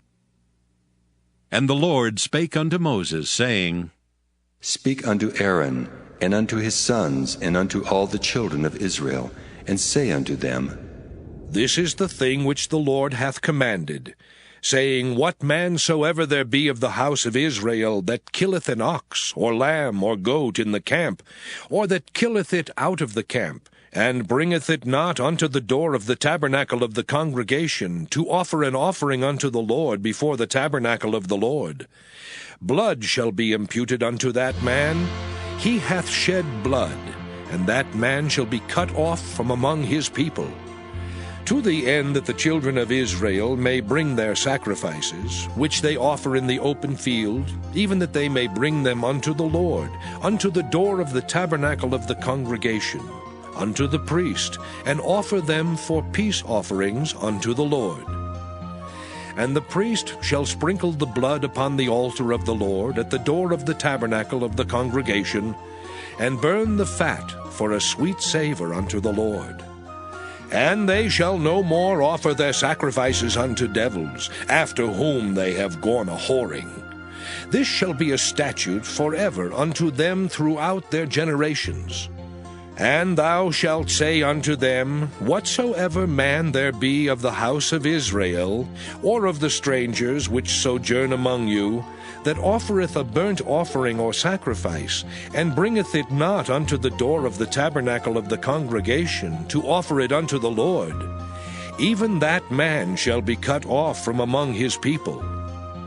And whatsoever man there be of the house of Israel, or of the strangers that sojourn among you, that eateth any manner of blood, I will even set my face against that soul that eateth blood, and will cut him off from among his people. For the life of the flesh is in the blood, and I have given it to you upon the altar to make an atonement for your souls, for it is the blood that maketh an atonement for the soul. Therefore I said unto the children of Israel, No soul of you shall eat blood, neither shall any stranger that sojourneth among you eat blood. And whatsoever man there be of the children of Israel, or of the strangers that sojourn among you, which hunteth and catcheth any beast or fowl that may be eaten, he shall even pour out the blood thereof, and cover it with dust. For it is the life of all flesh. The blood of it is for the life thereof. Therefore I said unto the children of Israel, Ye shall eat the blood of no manner of flesh, for the life of all flesh is the blood thereof. Whosoever eateth it shall be cut off. And every soul that eateth that which died of itself, or that which was torn with beasts, whether it be one of your own country or a stranger, he shall both wash his clothes and bathe himself in water, and be unclean until the even. Then shall he be clean. But if he wash them not, nor bathe his flesh, then he shall bear his iniquity. Leviticus chapter 18. And the Lord spake unto Moses, saying, Speak unto the children of Israel, and say unto them, I am the Lord your God. After the doings of the land of Egypt wherein ye dwelt, shall ye not do. And after the doings of the land of Canaan, whither I bring you, shall ye not do. Neither shall ye walk in their ordinances. Ye shall do my judgments, and keep mine ordinances, to walk therein. I am the Lord your God. Ye shall therefore keep my statutes and my judgments, which if a man do, he shall live in them. I am the Lord. None of you shall approach to any that is near of kin to him, to uncover their nakedness. I am the Lord. The nakedness of thy father, or the nakedness of thy mother, shalt thou not uncover. She is thy mother. Thou shalt not uncover her nakedness. The nakedness of thy father's wife shalt thou not uncover. It is thy father's nakedness. The nakedness of thy sister, the daughter of thy father, or daughter of thy mother, whether she be born at home or born abroad, even their nakedness thou shalt not uncover. The nakedness of thy son's daughter, or of thy daughter's daughter, even their nakedness thou shalt not uncover, for theirs is thine own nakedness. The nakedness of thy father's wife's daughter, begotten of thy father, she is thy sister. Thou shalt not uncover her nakedness. Thou shalt not uncover the nakedness of thy father's sister. She is thy father's near kinswoman. Thou shalt not uncover the nakedness of thy mother's sister, for she is thy mother's near kinswoman. Thou shalt not uncover the nakedness of thy father's brother. Thou shalt not approach to his wife. She is thine aunt. Thou shalt not uncover the nakedness of thy daughter-in-law. She is thy son's wife. Thou shalt not uncover her nakedness. Thou shalt not uncover the nakedness of thy brother's wife. It is thy brother's nakedness. Thou shalt not uncover the nakedness of a woman and her daughter. Neither shalt thou take her son's daughter or her daughter's daughter to uncover her nakedness, for they are her near kinswomen. It is wickedness. Neither shalt thou take a wife to her sister, to vex her, to uncover her nakedness beside the other in her lifetime. Also thou shalt not approach unto a woman to uncover her nakedness, as long as she is put apart for her uncleanness. Moreover, thou shalt not lie carnally with thy neighbor's wife, to defile thyself with her. And thou shalt not let any of thy seed pass through the fire to Moloch, neither shalt thou profane the name of thy God. I am the Lord. Thou shalt not lie with mankind as with womankind. It is abomination. Neither shalt thou lie with any beast to defile thyself therewith. Neither shall any woman stand before a beast to lie down thereto. It is confusion. Defile not ye yourselves in any of these things. For in all these the nations are defiled, which I cast out before you. And the land is defiled. Therefore I do visit the iniquity thereof upon it, and the land itself vomiteth out her inhabitants. Ye shall therefore keep my statutes and my judgments, and shall not commit any of these abominations, neither any of your own nation, nor any stranger that sojourneth among you. For all these abominations have the men of the land done which were before you, and the land is defiled. That the land spew not you out also when ye defile it, as it spewed out the nations that were before you. For whosoever shall commit any of these abominations, even the souls that commit them shall be cut off from among their people. Therefore shall ye keep mine ordinance, that ye commit not any one of these abominable customs which were committed before you, and that ye defile not yourselves therein. I am the Lord your God. Leviticus chapter 19. And the Lord spake unto Moses, saying, Speak unto all the congregation of the children of Israel, and say unto them, Ye shall be holy, for I, the Lord your God, am holy. Ye shall fear every man his mother and his father, and keep my Sabbaths. I am the Lord your God. Turn ye not unto idols, nor make to yourselves molten gods. I am the Lord your God. And if ye offer a sacrifice of peace offerings unto the Lord, ye shall offer it at your own will. It shall be eaten the same day ye offer it, and on the morrow. And if aught remain until the third day, it shall be burnt in the fire. And if it be eaten at all on the third day, it is abominable. It shall not be accepted. Therefore every one that eateth it shall bear his iniquity, because he hath profaned the hallowed thing of the Lord, and that soul shall be cut off from among his people. And when ye reap the harvest of your land, thou shalt not wholly reap the corners of thy field, neither shalt thou gather the gleanings of thy harvest. And thou shalt not glean thy vineyard, neither shalt thou gather every grape of thy vineyard. Thou shalt leave them for the poor and stranger. I am the Lord your God.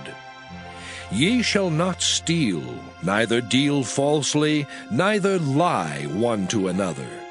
And ye shall not swear by my name falsely, neither shalt thou profane the name of thy God. I am the Lord. Thou shalt not defraud thy neighbor, neither rob him. The wages of him that is hired shall not abide with thee all night until the morning. Thou shalt not curse the deaf, nor put a stumbling block before the blind, but shalt fear thy God. I am the Lord. Ye shall do no unrighteousness in judgment. Thou shalt not respect the person of the poor, nor honor the person of the mighty, but in righteousness shalt thou judge thy neighbor. Thou shalt not go up and down as a talebearer among thy people, neither shalt thou stand against the blood of thy neighbor. I am the Lord. Thou shalt not hate thy brother in thine heart. Thou shalt in any wise rebuke thy neighbor, and not suffer sin upon him. Thou shalt not avenge nor bear any grudge against the children of thy people, but thou shalt love thy neighbor as thyself. I am the Lord. Ye shall keep my statutes. Thou shalt not let thy cattle gender with a diverse kind. Thou shalt not sow thy field with mingled seed. Neither shall a garment mingled of linen and woolen come upon thee. And whosoever lieth carnally with a woman that is a bondmaid, betrothed to an husband, and not at all redeemed, nor freedom given her, she shall be scourged. They shall not be put to death, because she was not free. And he shall bring his trespass offering unto the Lord, unto the door of the tabernacle of the congregation, even a ram for a trespass offering. And the priest shall make an atonement for him with the ram of the trespass offering before the Lord, for his sin which he hath done. And the sin which he hath done shall be forgiven him. And when ye shall come into the land, and shall have planted all manner of trees for food, then ye shall count the fruit thereof as uncircumcised. 3 years shall it be as uncircumcised unto you, it shall not be eaten of. But in the 4th year all the fruit thereof shall be holy, to praise the Lord withal. And in the 5th year shall ye eat of the fruit thereof, that it may yield unto you the increase thereof. I am the Lord your God. Ye shall not eat anything with the blood, neither shall ye use enchantment, nor observe times. Ye shall not round the corners of your heads, neither shalt thou mar the corners of thy beard. Ye shall not make any cuttings in your flesh for the dead, nor print any marks upon you. I am the Lord. Do not prostitute thy daughter, to cause her to be a whore, lest the land fall to whoredom, and the land become full of wickedness. Ye shall keep my Sabbaths, and reverence my sanctuary. I am the Lord. Regard not them that have familiar spirits, neither seek after wizards, to be defiled by them. I am the Lord your God. Thou shalt rise up before the hoary head, and honor the face of the old man, and fear thy God. I am the Lord. And if a stranger sojourn with thee in your land, ye shall not vex him. But the stranger that dwelleth with you shall be unto you as one born among you, and thou shalt love him as thyself. For ye were strangers in the land of Egypt. I am the Lord your God. Ye shall do no unrighteousness in judgment, in meteyard, in weight, or in measure. Just balances, just weights, a just ephah, and a just hin shall ye have. I am the Lord your God, which brought you out of the land of Egypt. Therefore shall ye observe all my statutes and all my judgments, and do them. I am the Lord. Leviticus chapter 20. And the Lord spake unto Moses, saying, Again thou shalt say to the children of Israel, Whosoever he be of the children of Israel, or of the strangers that sojourn in Israel, that giveth any of his seed unto Moloch, he shall surely be put to death. The people of the land shall stone him with stones. And I will set my face against that man, and will cut him off from among his people, because he hath given of his seed unto Moloch, to defile my sanctuary, and to profane my holy name.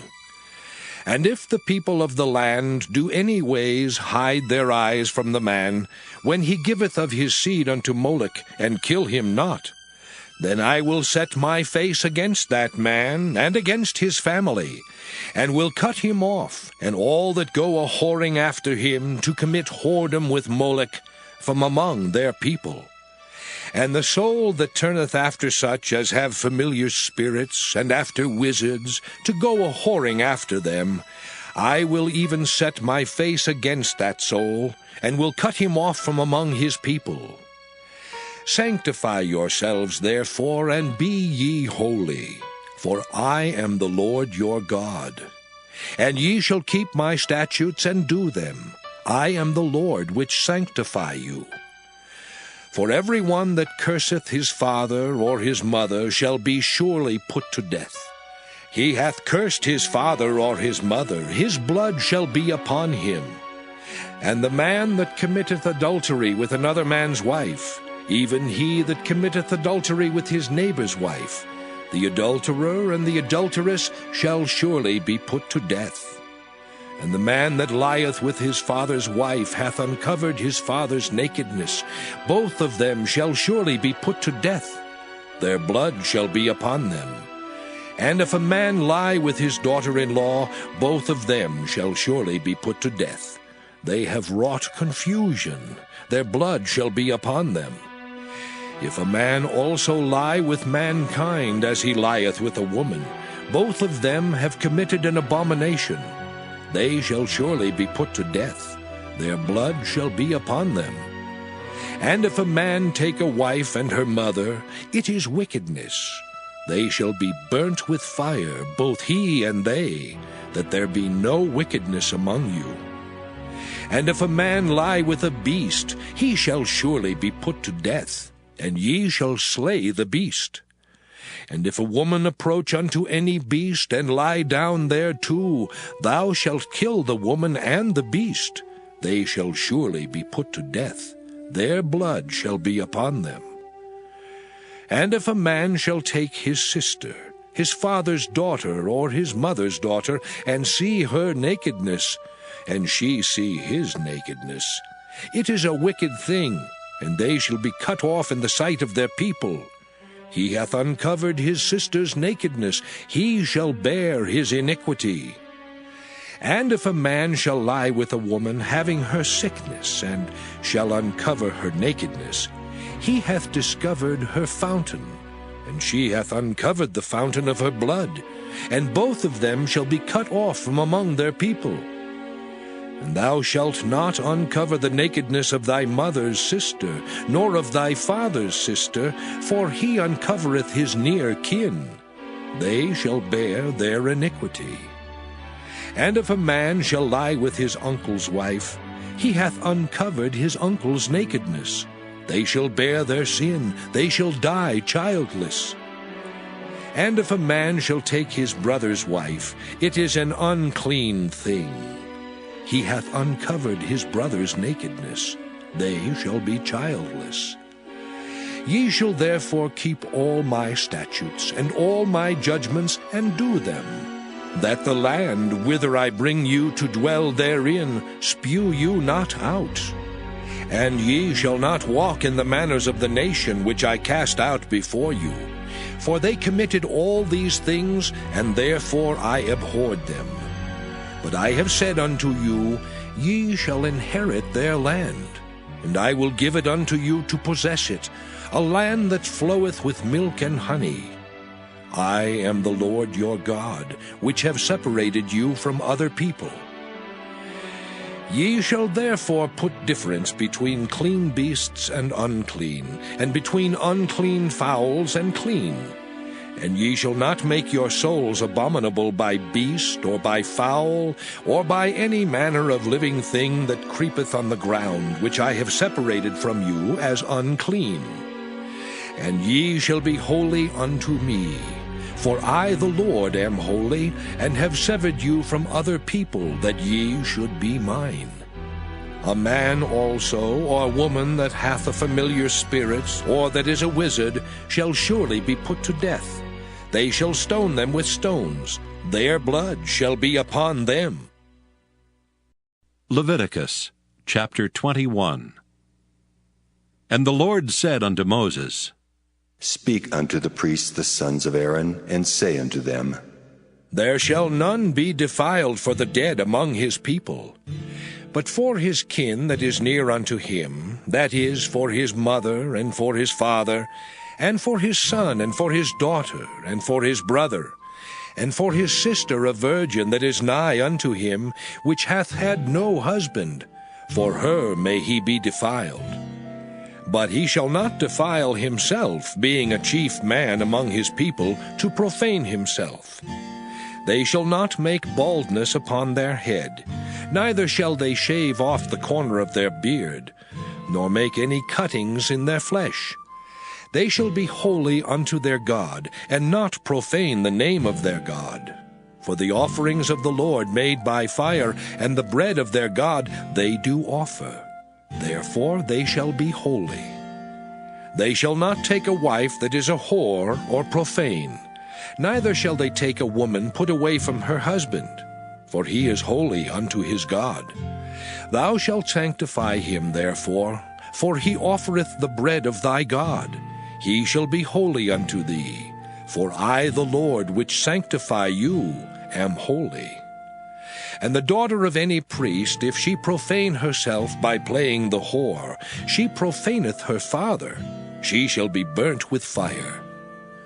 And he that is the high priest among his brethren, upon whose head the anointing oil was poured, and that is consecrated to put on the garments, shall not uncover his head, nor rend his clothes. Neither shall he go into any dead body, nor defile himself for his father or for his mother. Neither shall he go out of the sanctuary, nor profane the sanctuary of his God. For the crown of the anointing oil of his God is upon him. I am the Lord. And he shall take a wife in her virginity. A widow, or a divorced woman, or profane, or an harlot, these shall he not take, but he shall take a virgin of his own people to wife. Neither shall he profane his seed among his people, for I the Lord do sanctify him. And the Lord spake unto Moses, saying, Speak unto Aaron, saying, Whosoever he be of thy seed in their generations that hath any blemish, let him not approach to offer the bread of his God. For whatsoever man he be that hath a blemish, he shall not approach, a blind man, or a lame, or he that hath a flat nose, or anything superfluous, or a man that is broken-footed, or broken-handed, or crook-backed, or a dwarf, or that hath a blemish in his eye, or be scurvy, or scabbed, or hath his stones broken. No man that hath a blemish of the seed of Aaron the priest shall come nigh to offer the offerings of the Lord made by fire. He hath a blemish, he shall not come nigh to offer the bread of his God. He shall eat the bread of his God, both of the most holy and of the holy. Only he shall not go in unto the veil, nor come nigh unto the altar, because he hath a blemish, that he profane not my sanctuaries. For I the Lord do sanctify them. And Moses told it unto Aaron, and to his sons, and unto all the children of Israel. Leviticus chapter 22. And the Lord spake unto Moses, saying, Speak unto Aaron and to his sons, that they separate themselves from the holy things of the children of Israel, and that they profane not my holy name in those things which they hallow unto me. I am the Lord. Say unto them, Whosoever he be of all your seed among your generations, that goeth unto the holy things, which the children of Israel hallow unto the Lord, having his uncleanness upon him, that soul shall be cut off from my presence. I am the Lord. What man soever of the seed of Aaron is a leper, or hath a running issue, he shall not eat of the holy things until he be clean. And whoso toucheth anything that is unclean by the dead, or a man whose seed goeth from him, or whosoever toucheth any creeping thing, whereby he may be made unclean, or a man of whom he may take uncleanness, whatsoever uncleanness he hath, the soul which hath touched any such shall be unclean until even, and shall not eat of the holy things, unless he wash his flesh with water. And when the sun is down, he shall be clean, and shall afterward eat of the holy things, because it is his food.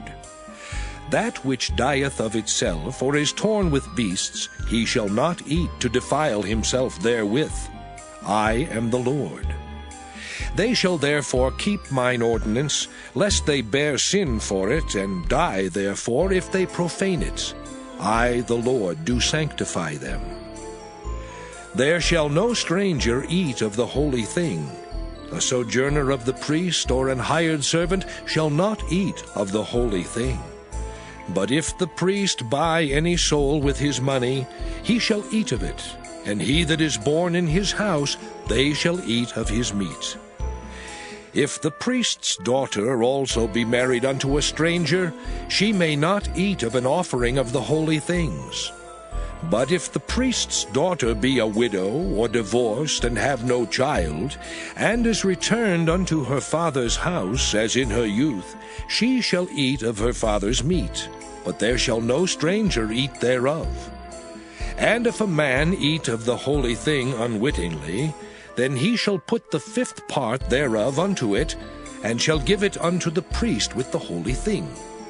And they shall not profane the holy things of the children of Israel, which they offer unto the Lord, or suffer them to bear the iniquity of trespass, when they eat their holy things. For I, the Lord, do sanctify them. And the Lord spake unto Moses, saying, Speak unto Aaron, and to his sons, and unto all the children of Israel, and say unto them, Whatsoever he be of the house of Israel, or of the strangers in Israel, that will offer his oblation for all his vows, and for all his freewill offerings, which they will offer unto the Lord for a burnt offering, ye shall offer at your own will a male without blemish, of the beeves, of the sheep, or of the goats. But whatsoever hath a blemish, that shall ye not offer, for it shall not be acceptable for you.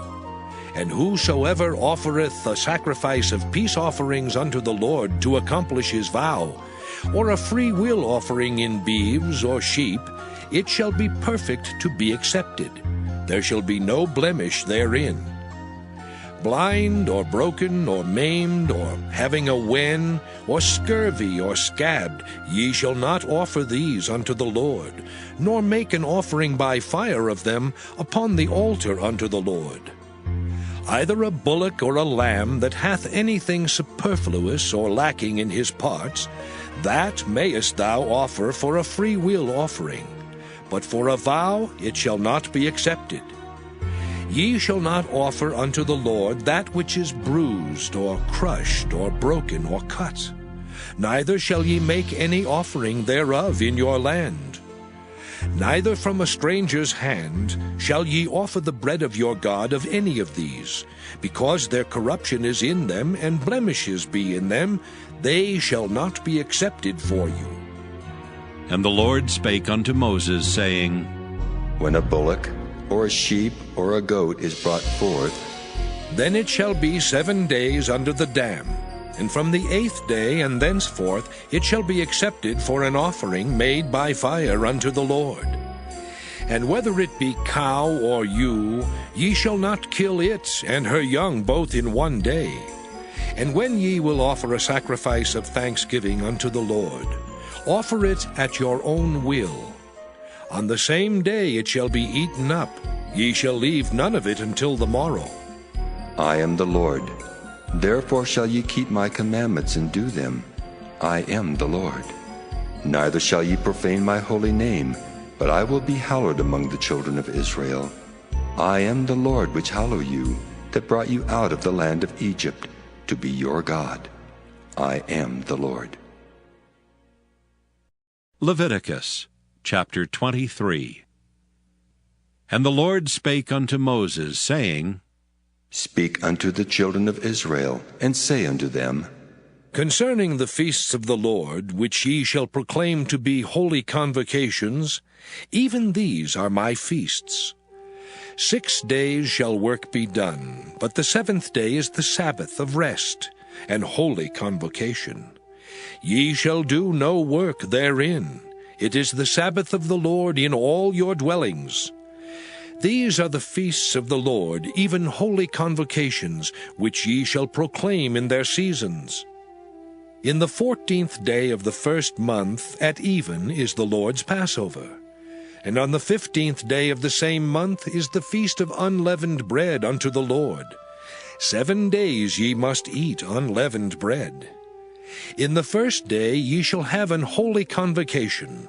Ye shall do no servile work therein.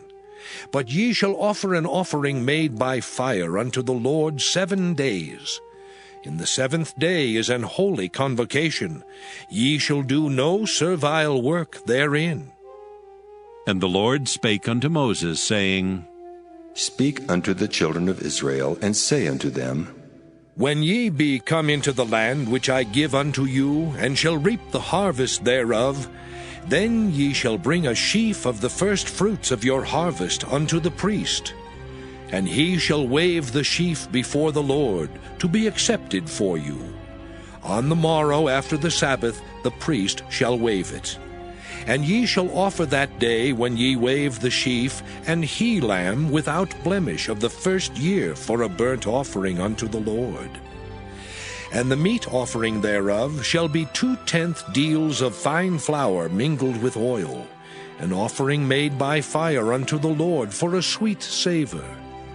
And the drink offering thereof shall be of wine, the 4th part of an hin. And ye shall eat neither bread, nor parched corn, nor green ears, until the selfsame day that ye have brought an offering unto your God. It shall be a statute forever throughout your generations in all your dwellings.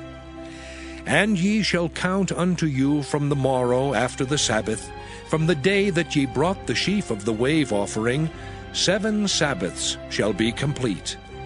Even unto the morrow after the 7th Sabbath shall ye number 50 days. And ye shall offer a new meat offering unto the Lord. Ye shall bring out of your habitations 2 wave loaves of 2/10 deals. They shall be of fine flour, they shall be baken with leaven. They are the first fruits unto the Lord. And ye shall offer with the bread 7 lambs without blemish of the first year, and 1 young bullock, and 2 rams.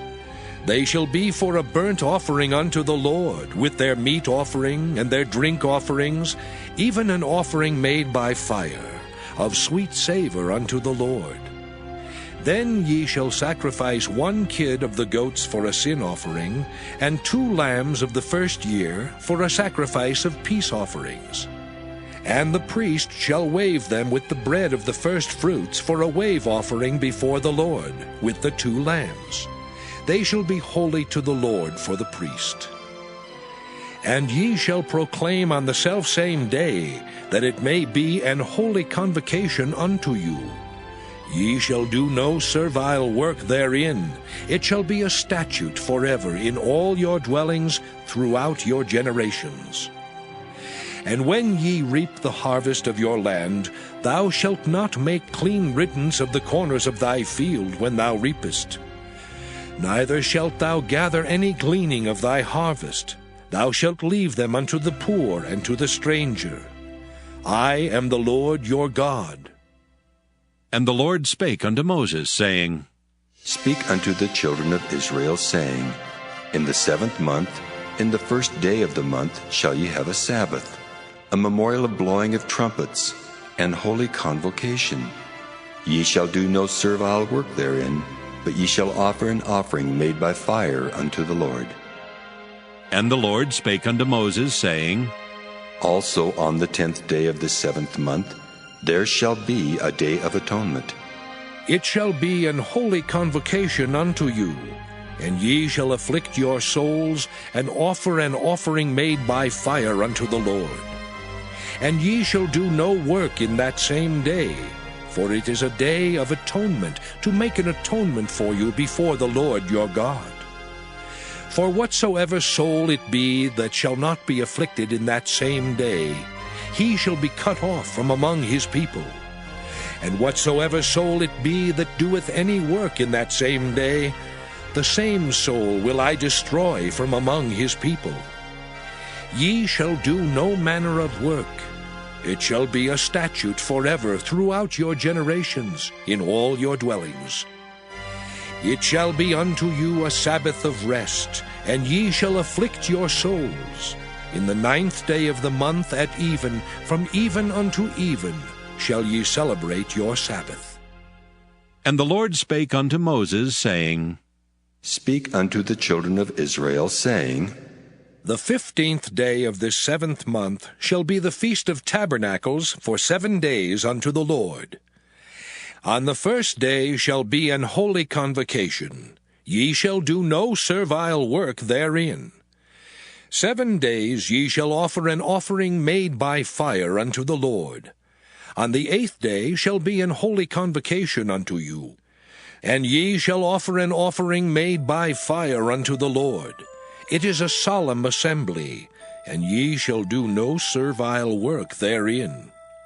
These are the feasts of the Lord, which ye shall proclaim to be holy convocations, to offer an offering made by fire unto the Lord, a burnt offering and a meat offering, a sacrifice and drink offerings, everything upon his day.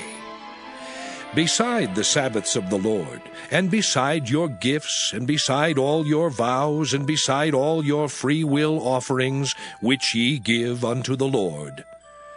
Also in the 15th day of the 7th month, when ye have gathered in the fruit of the land, ye shall keep a feast unto the Lord 7 days.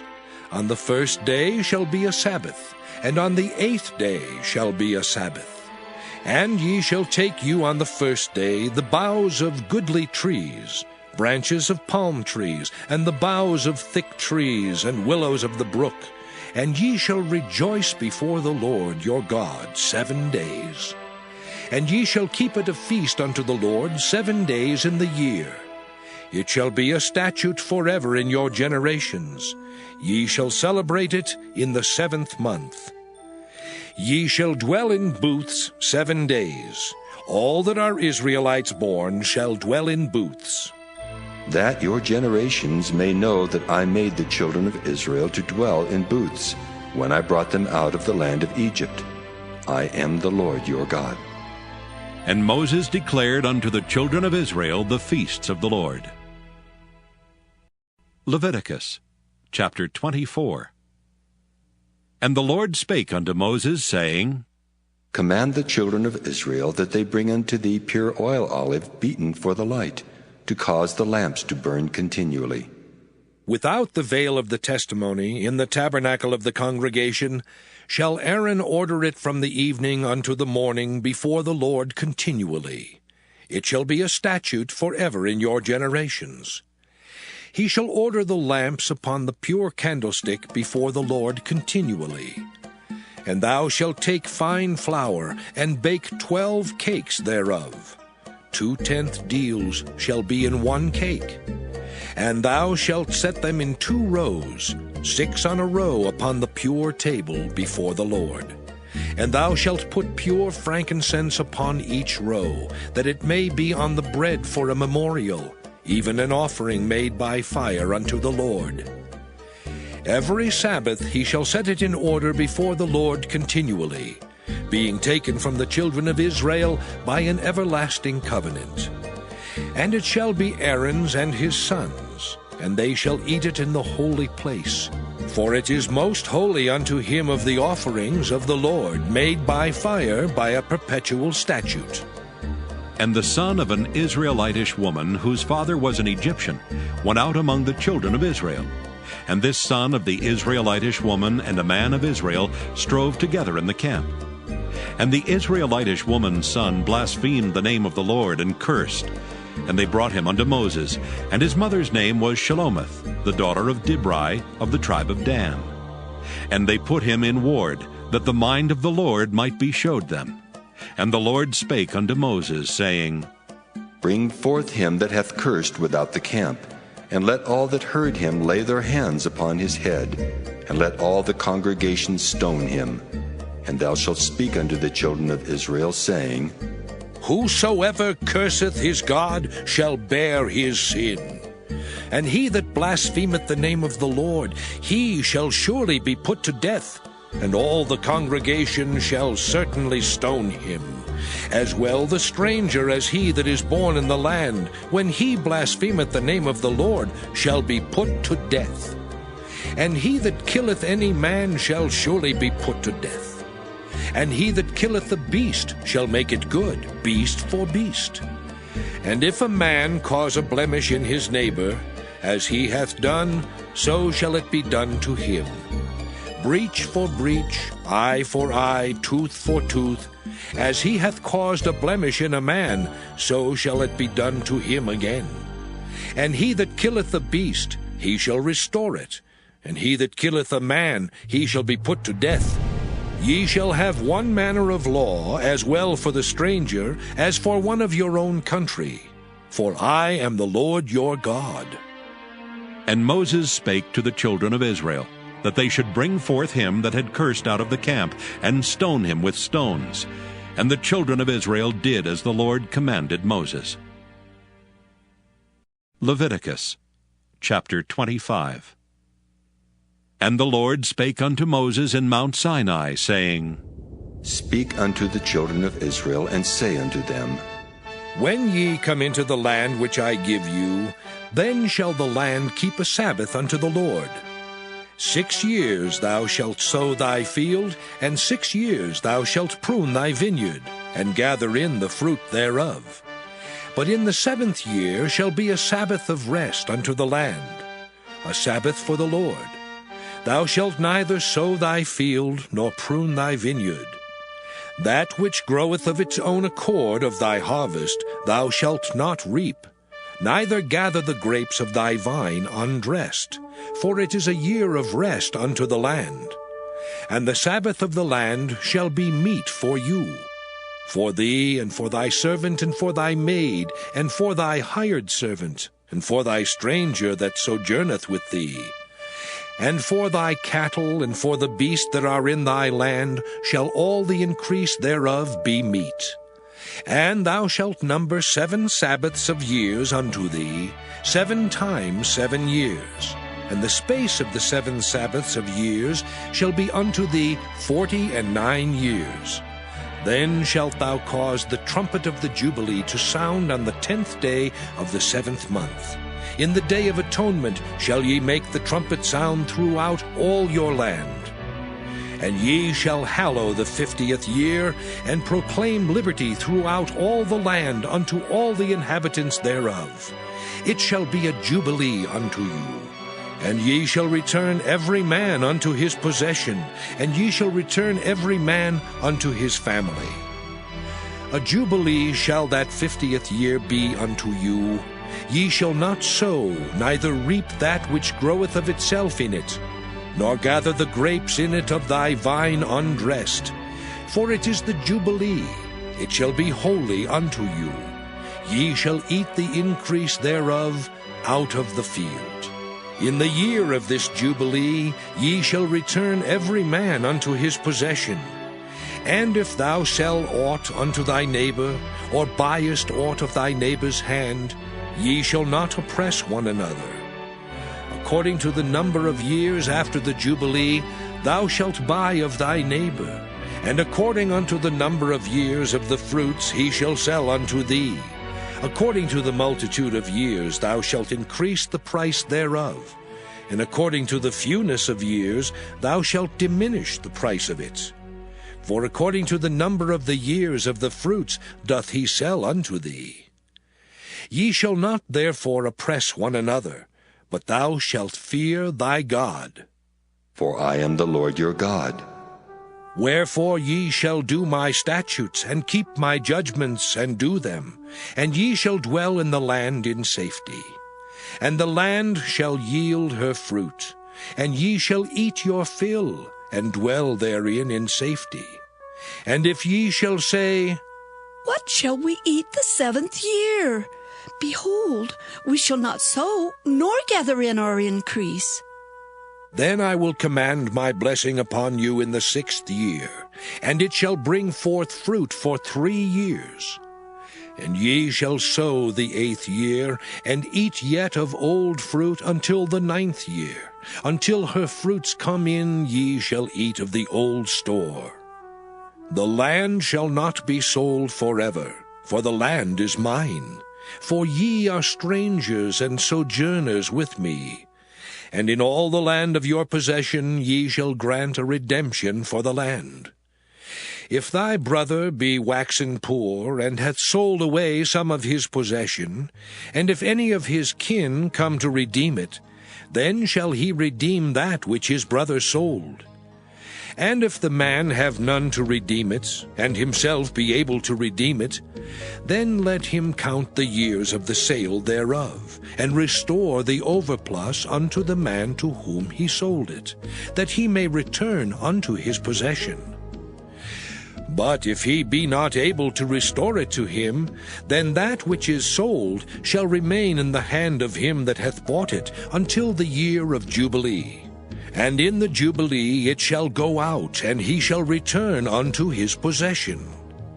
And if a man sell a dwelling house in a walled city, then he may redeem it within a whole year after it is sold. Within a full year may he redeem it. And if it be not redeemed within the space of a full year, then the house that is in the walled city shall be established forever to him that bought it throughout his generations. It shall not go out in the Jubilee. But the houses of the villages which have no wall round about them shall be counted as the fields of the country.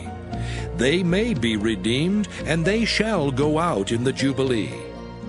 Notwithstanding the cities of the Levites, and the houses of the cities of their possession, may the Levites redeem at any time. And if a man purchase of the Levites, then the house that was sold, and the city of his possession, shall go out in the year of Jubilee. For the houses of the cities of the Levites are their possession among the children of Israel.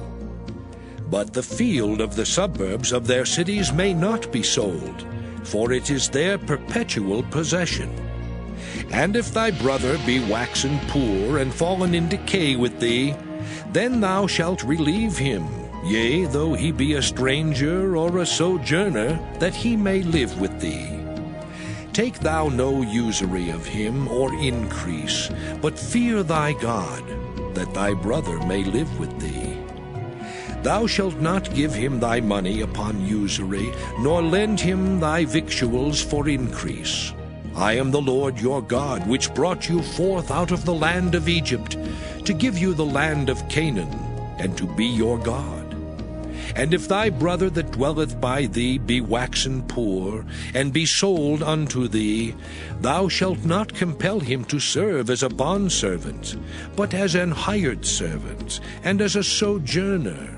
He shall be with thee, and shall serve thee unto the year of Jubilee. And then shall he depart from thee, both he and his children with him, and shall return unto his own family, and unto the possession of his fathers shall he return. For they are my servants, which I brought forth out of the land of Egypt. They shall not be sold as bondmen. Thou shalt not rule over him with rigor, but shalt fear thy God. Both thy bondmen and thy bondmaids, which thou shalt have, shall be of the heathen that are round about you. Of them shall ye buy bondmen and bondmaids. Moreover, of the children of the strangers that do sojourn among you, of them shall ye buy, and of their families that are with you, which they begat in your land, and they shall be your possession. And ye shall take them as an inheritance for your children after you, to inherit them for a possession. They shall be your bondmen forever. But over your brethren, the children of Israel, ye shall not rule one over another with rigor. And if a sojourner or stranger wax rich by thee, and thy brother that dwelleth by him wax poor, and sell himself unto the stranger or sojourner by thee, or to the stock of the stranger's family, after that he is sold, he may be redeemed again. One of his brethren may redeem him. Either his uncle or his uncle's son may redeem him, or any that is nigh of kin unto him of his family may redeem him, or if he be able, he may redeem himself. And he shall reckon with him that bought him from the year that he was sold to him unto the year of Jubilee. And the price of his sale shall be according unto the number of years. According to the time of an hired servant shall it be with him.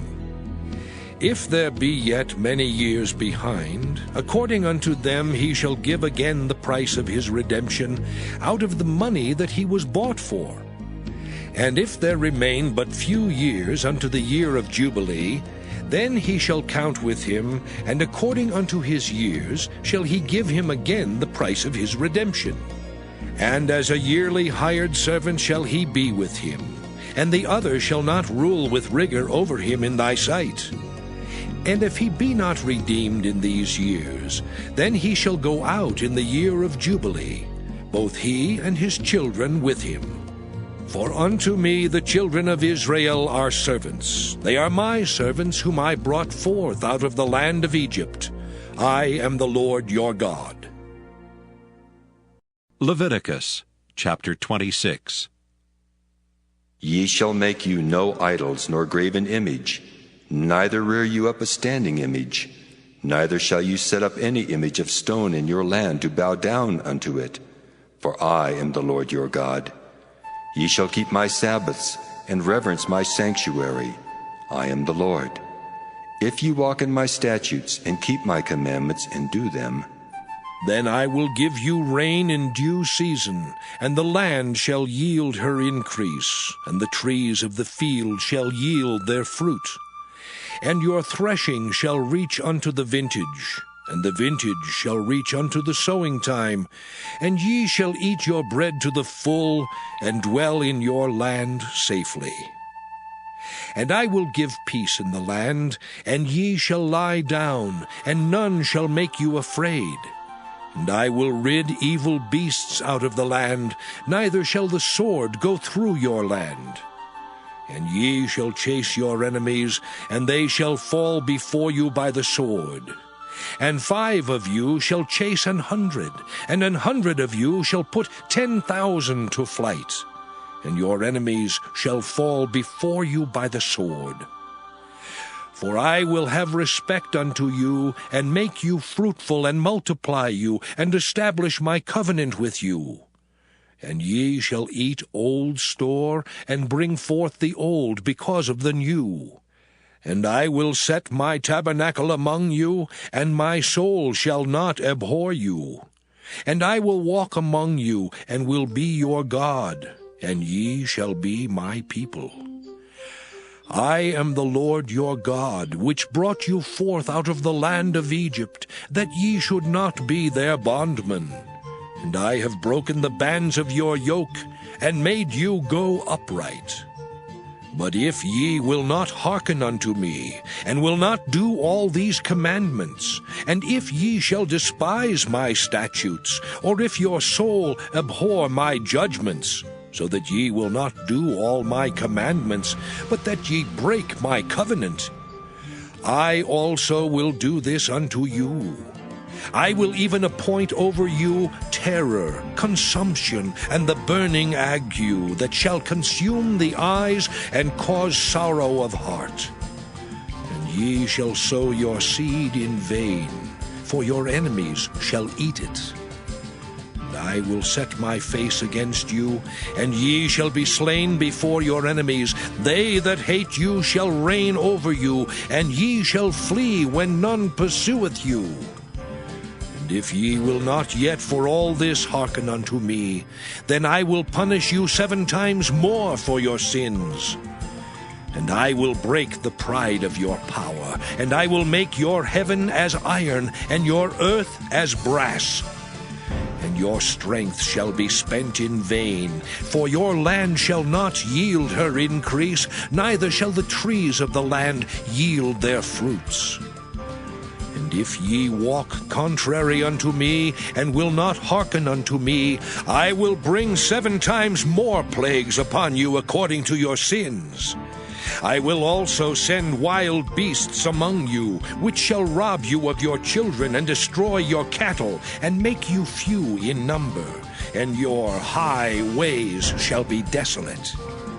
And if ye will not be reformed by me by these things, but will walk contrary unto me, then will I also walk contrary unto you, and will punish you yet 7 times for your sins. And I will bring a sword upon you, that shall avenge the quarrel of my covenant. And when ye are gathered together within your cities, I will send the pestilence among you, and ye shall be delivered into the hand of the enemy. And when I have broken the staff of your bread, 10 women shall bake your bread in one oven, and they shall deliver you your bread again by weight. And ye shall eat, and not be satisfied. And if ye will not for all this hearken unto me, but walk contrary unto me, then I will walk contrary unto you also in fury. And I, even I, will chastise you 7 times for your sins. And ye shall eat the flesh of your sons, and the flesh of your daughters shall ye eat. And I will destroy your high places, and cut down your images, and cast your carcasses upon the carcasses of your idols, and my soul shall abhor you. And I will make your cities waste, and bring your sanctuaries unto desolation, and I will not smell the savor of your sweet odors. And I will bring the land into desolation, and your enemies which dwell therein shall be astonished at it. And I will scatter you among the heathen, and will draw out a sword after you, and your land shall be desolate, and your cities waste. Then shall the land enjoy her Sabbaths, as long as it lieth desolate, and ye be in your enemy's land, even then shall the land rest, and enjoy her Sabbaths.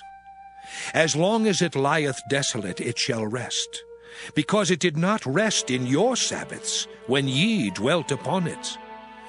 And upon them that are left alive of you I will send a faintness into their hearts in the lands of their enemies, and the sound of a shaken leaf shall chase them, and they shall flee as fleeing from a sword, and they shall fall when none pursueth. And they shall fall one upon another, as it were before a sword, when none pursueth. And ye shall have no power to stand before your enemies. And ye shall perish among the heathen, and the land of your enemies shall eat you up. And they that are left of you shall pine away in their iniquity in your enemies' lands, and also in the iniquities of their fathers shall they pine away with them. If they shall confess their iniquity, and the iniquity of their fathers, with their trespass which they trespassed against me, and that also they have walked contrary unto me, and that I also have walked contrary unto them, and have brought them into the land of their enemies, if then their uncircumcised hearts be humbled, and they then accept of the punishment of their iniquity, then will I remember my covenant with Jacob, and also my covenant with Isaac, and also my covenant with Abraham will I remember, and I will remember the land. The land also shall be left of them, and shall enjoy her Sabbaths, while she lieth desolate without them. And they shall accept of the punishment of their iniquity, even because they despised my judgments, and because their soul abhorred my statutes.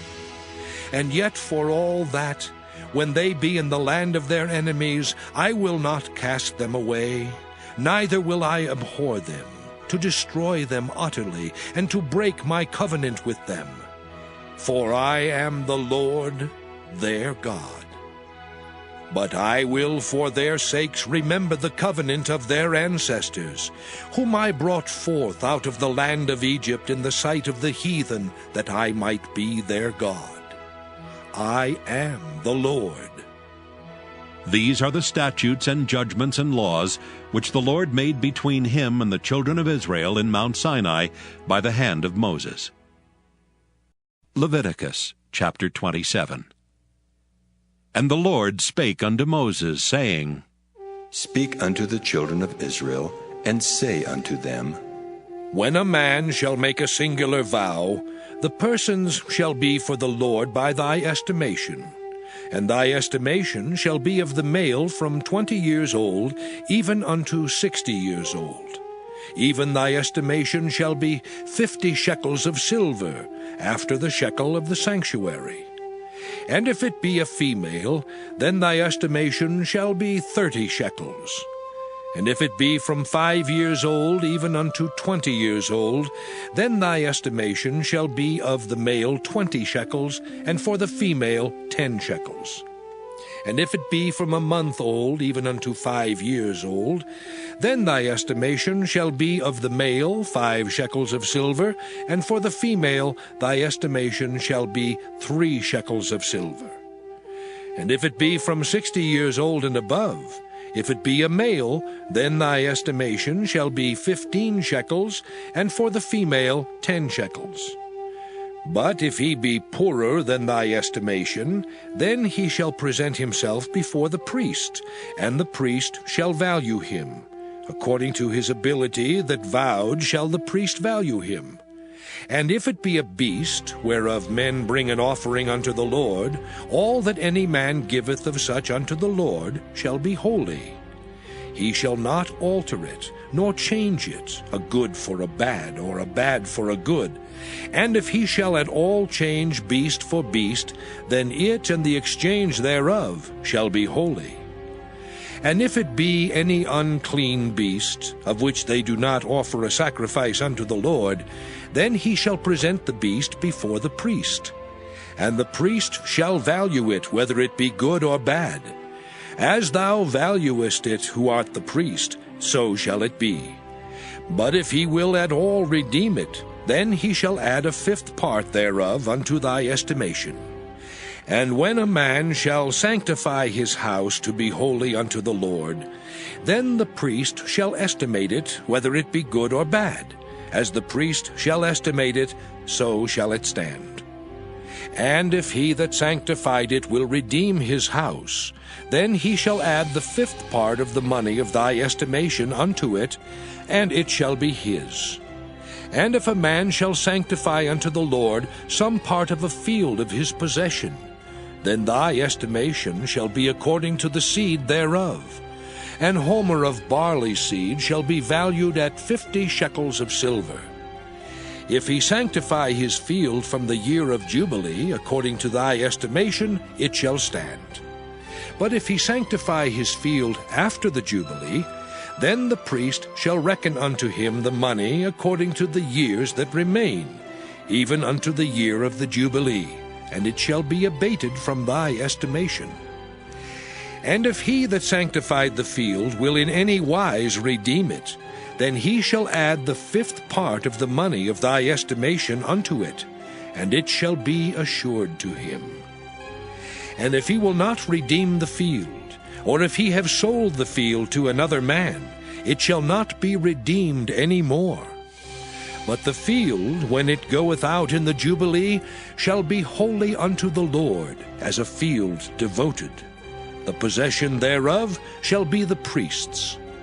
And if a man sanctify unto the Lord a field which he hath bought, which is not of the fields of his possession, then the priest shall reckon unto him the worth of thy estimation, even unto the year of the Jubilee. And he shall give thine estimation in that day as a holy thing unto the Lord. In the year of the Jubilee the field shall return unto him of whom it was bought, even to him to whom the possession of the land did belong. And all thy estimations shall be according to the shekel of the sanctuary. 20 gerahs shall be the shekel. Only the firstling of the beasts, which should be the Lord's firstling, no man shall sanctify it, whether it be ox or sheep. It is the Lord's. And if it be of an unclean beast, then he shall redeem it according to thine estimation, and shall add a 5th part of it thereto. Or if it be not redeemed, then it shall be sold according to thy estimation. Notwithstanding, no devoted thing that a man shall devote unto the Lord of all that he hath, both of man and beast, and of the field of his possession, shall be sold or redeemed.